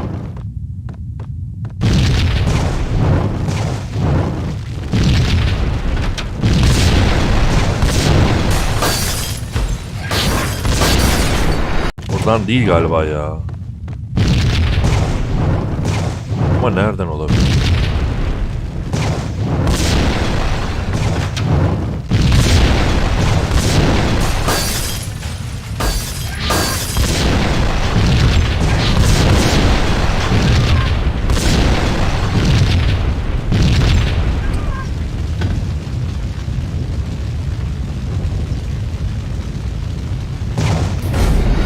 Bekleyince de ölüyor. Nereden gideceğimi anlamadım.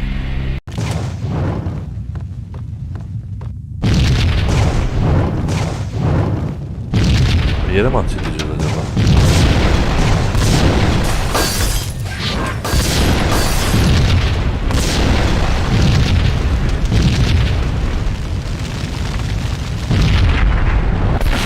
O neydi lan öyle?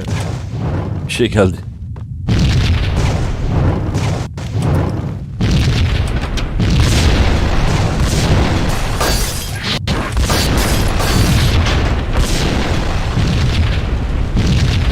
Hadi.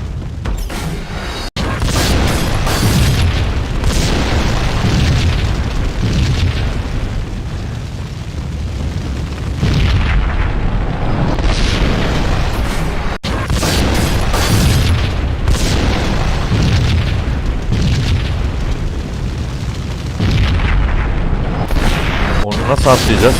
Nasıl atlatabiliriz ki onu?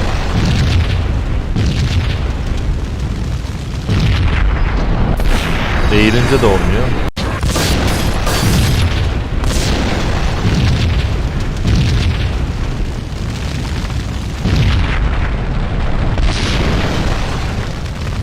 Tamam.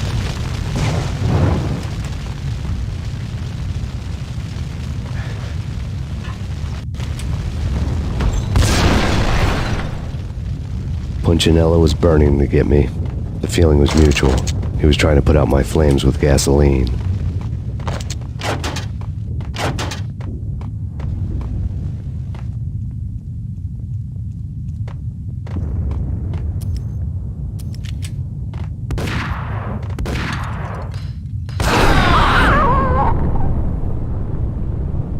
Hadi bırak şu sinematiği ha.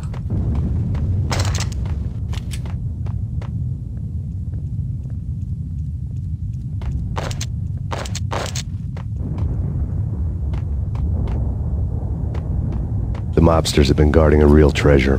The way out of this disco inferno. It's Payne.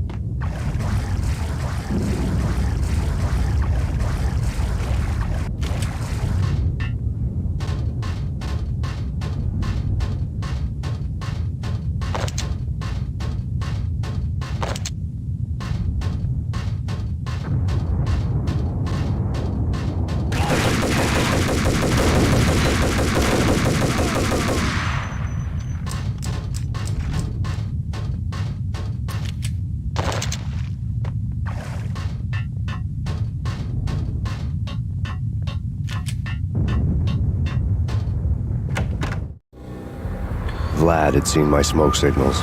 The Mercedes was revving to go, almost drowning out the Banshee well of the sirens. You coming? We'll drop you off at the Punchinello Manor. Sounds good to me. When this is over, look me up. I could use a professional like you. I'll keep that in mind.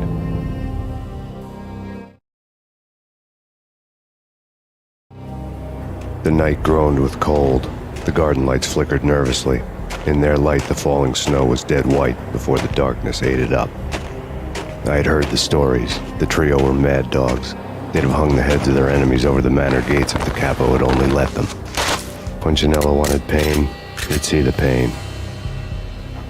The trick in my situation was that there was no trick, no matter what the movies tell you.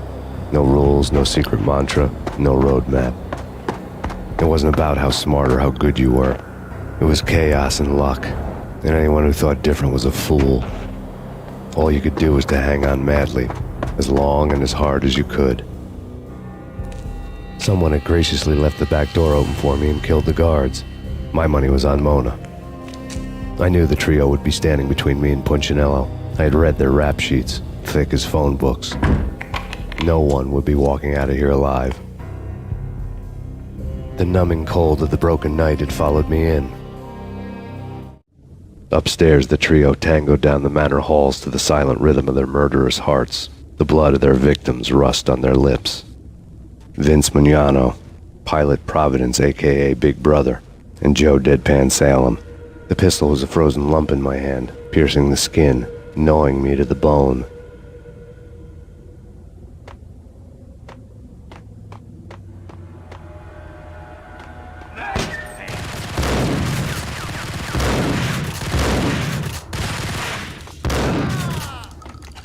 In death, the thug had been promoted to messenger.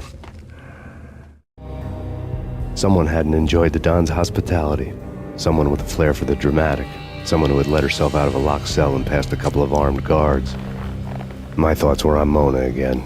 I could only hope she was a good enough gambler to walk away while she was still winning, before she'd run into the trio.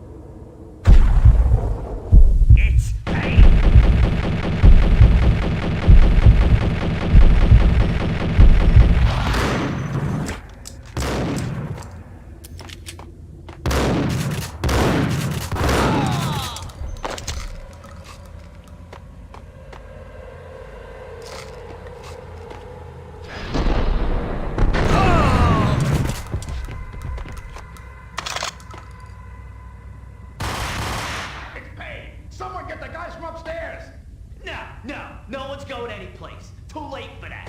He walks in, we waste him. Vinny and Joe and Pilot won't get the credit for this kill.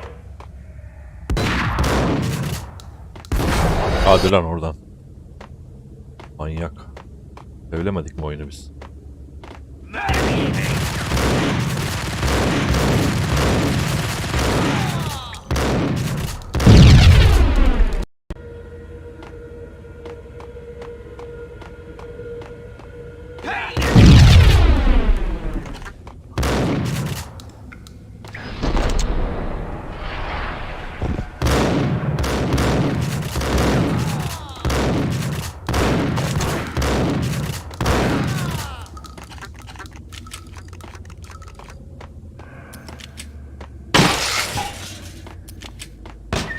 In death, the thug had been promoted to messenger.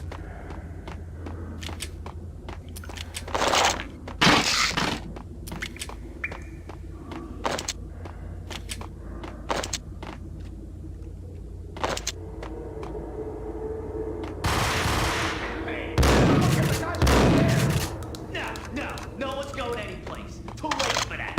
He walks in, we waste him. Joe and Pilot won't get the credit for this kill.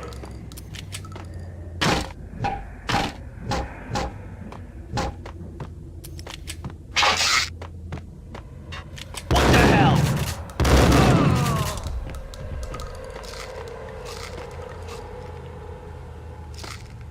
Çok canım gitti. Hold it!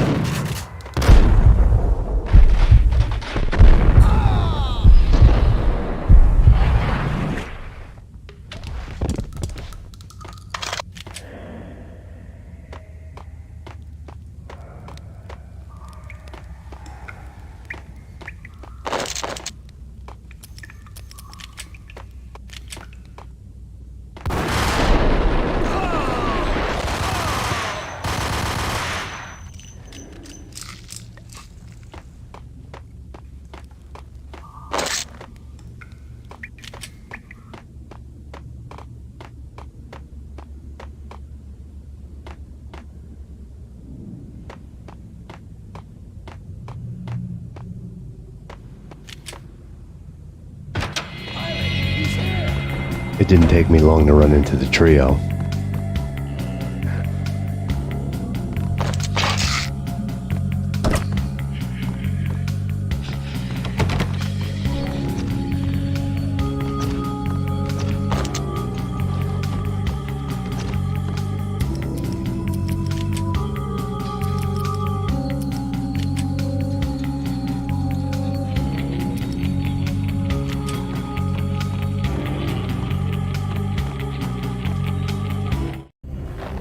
The word on Lisa Punchinello was that she was a bit of a witch.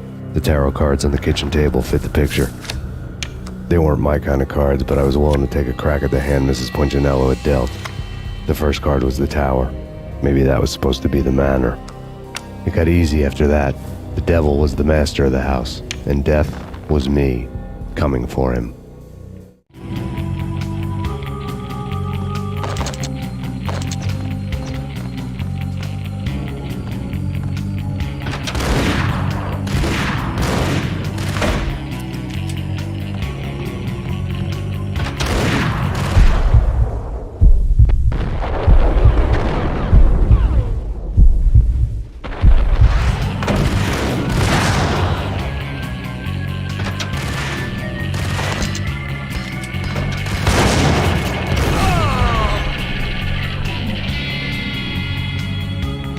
One down, What the- 2 to go.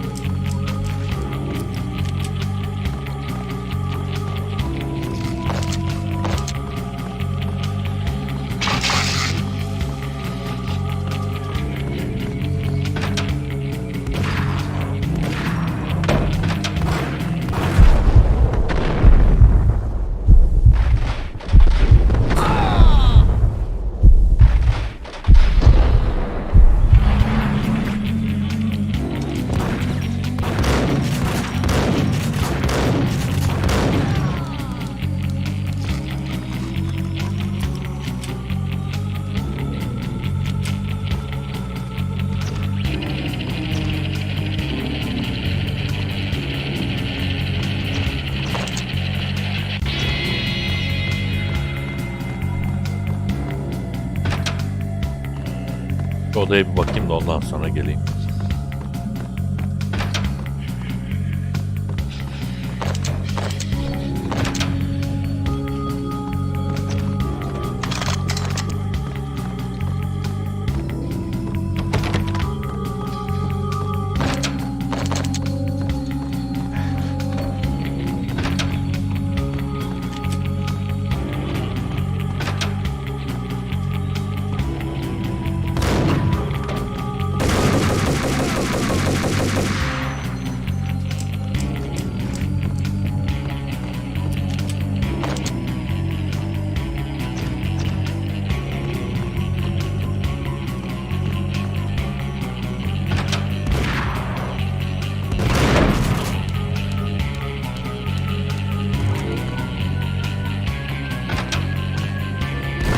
Kapı niye açılmıyor diyorum ben de. Adam arkasındaymış. Oha.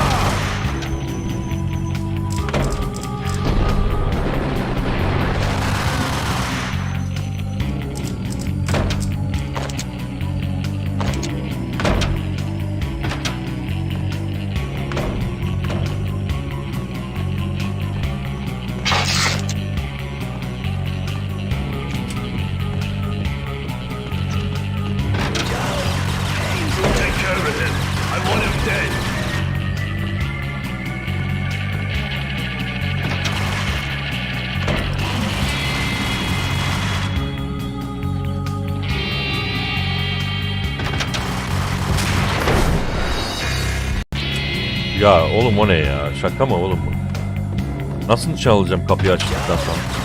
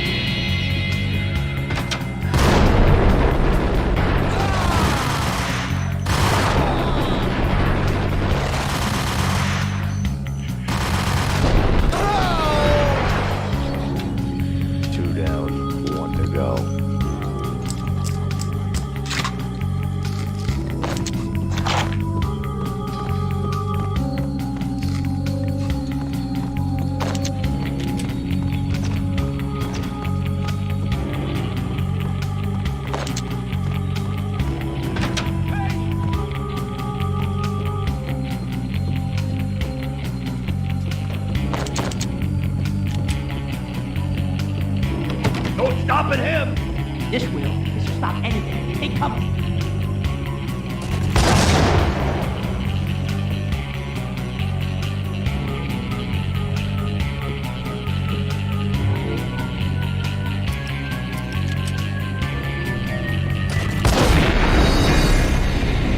Allah'ım yarabbim ya. No stopping him. Roket atarı var oğlum adamın. Anything. Take cover.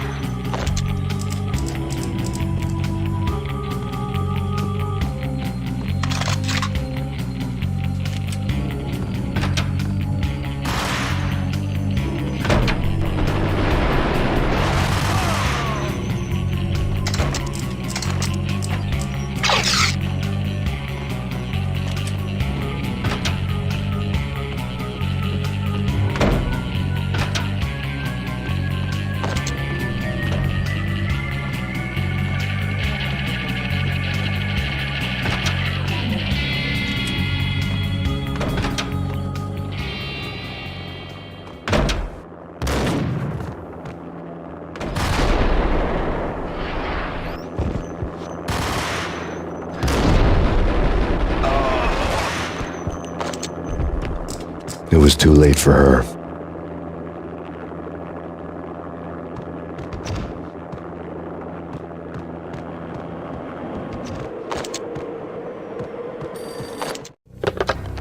Max Payne, Talk to me. Alfred Woden. You've got company. An armed helicopter just landed on the manor grounds. You must hurry. The more the merrier.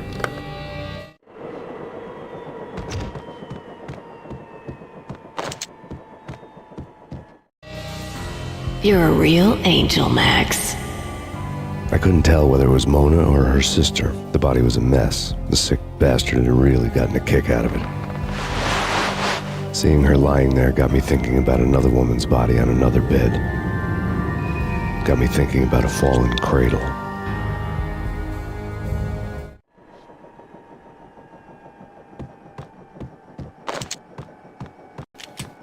End of the road, Payne. Vince Mugnano.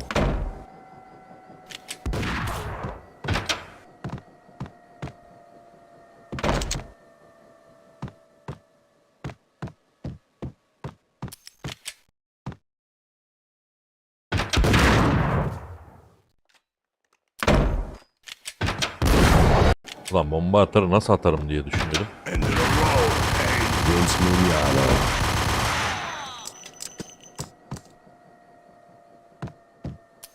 Atsam hadi. Kapıyı açtıklarında mı atsam?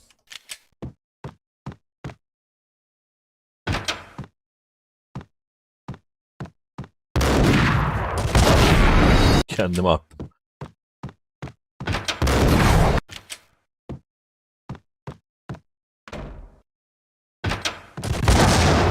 Punchinello's trio was done for.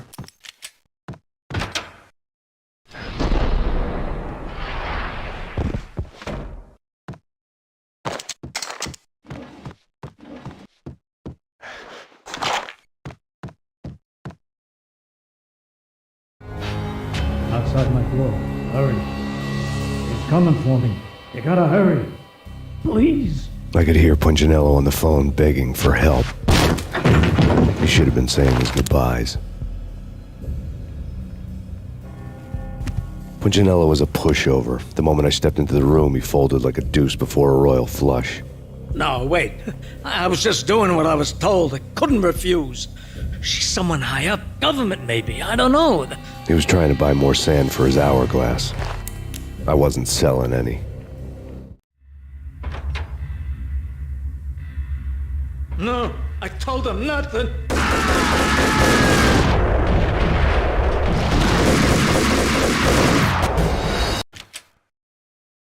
Ya abi ya. Punchinello's trio was done for. Sevileyemiyorsun ki ara sahnede.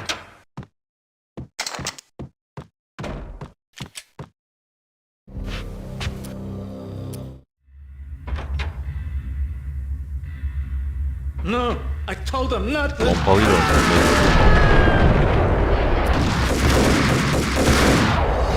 Yok olmuyor. Ne yapacağız?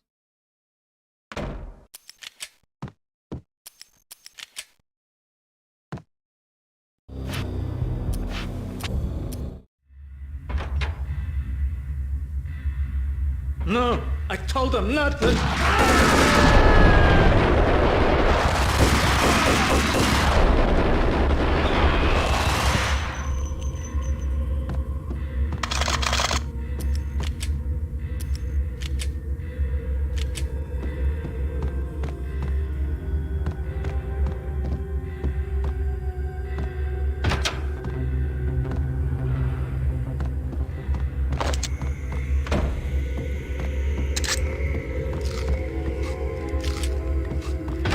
Drop it. Don't move. Game over, Max Payne.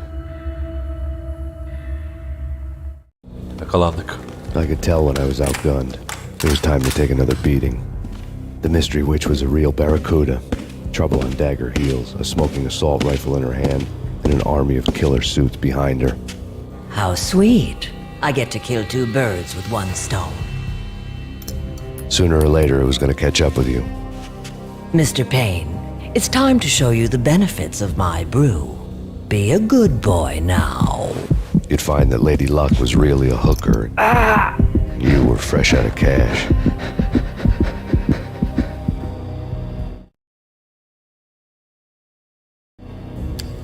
Gentlemen, we're done here. Take me to Cold Steel. She had just given me an OD of Valkyr. I could feel green fire eating my brains. They turned to steam. They did a fade on me. I'd never had a chance.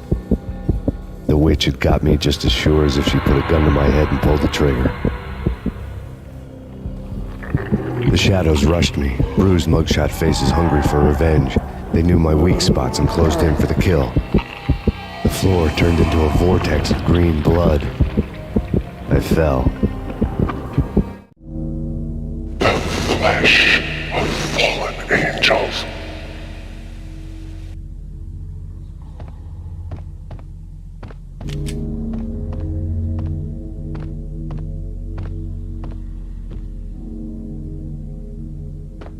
Who's there?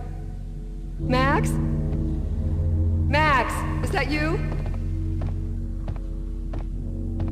Yine aynı Max? şeyler oluyor. Where are you, Max? Please.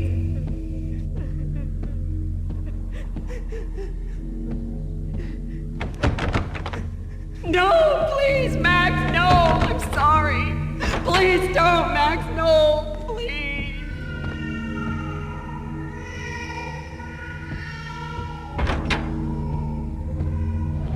Max? Where are you, Max? Please. The letter was staring at me. Bartender is shiny stuff and dreams are made of stooped necromancers. He sings like a banana wrist, having strayed too close to the constellations on their shaved skulls. There was a bad line in a prank call. Someone spouting insane babble. I couldn't make sense of it. But I had an overwhelming sense of deja vu. The caller's voice sounded oddly familiar.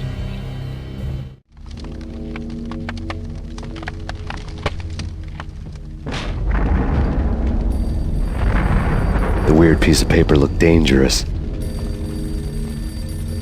There was something disturbingly familiar about the letter before me. The handwriting was all pretty curves. You're in a computer game, Max. The truth was a burning green crack through my brain, weapon statistics hanging in the air, glimpsed out of the corner of my eye, endless repetition of the act of shooting, time slowing down to show off my moves, the paranoid feel of someone controlling my every step. I was in a computer game. Funny as hell, it was the most horrible thing I could think of. Komik olmuş burası.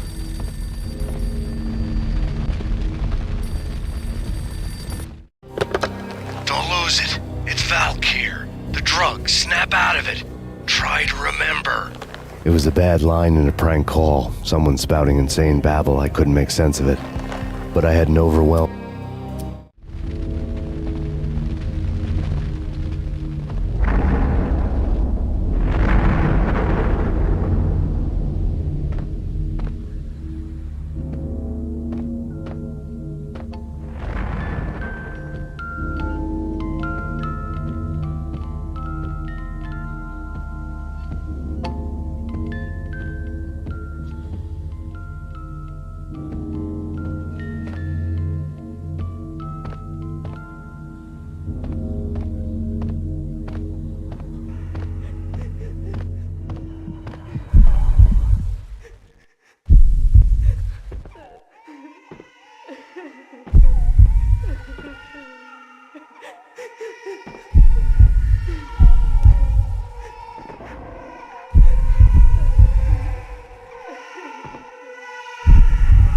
Ben düştüm. Bir defa düştüm.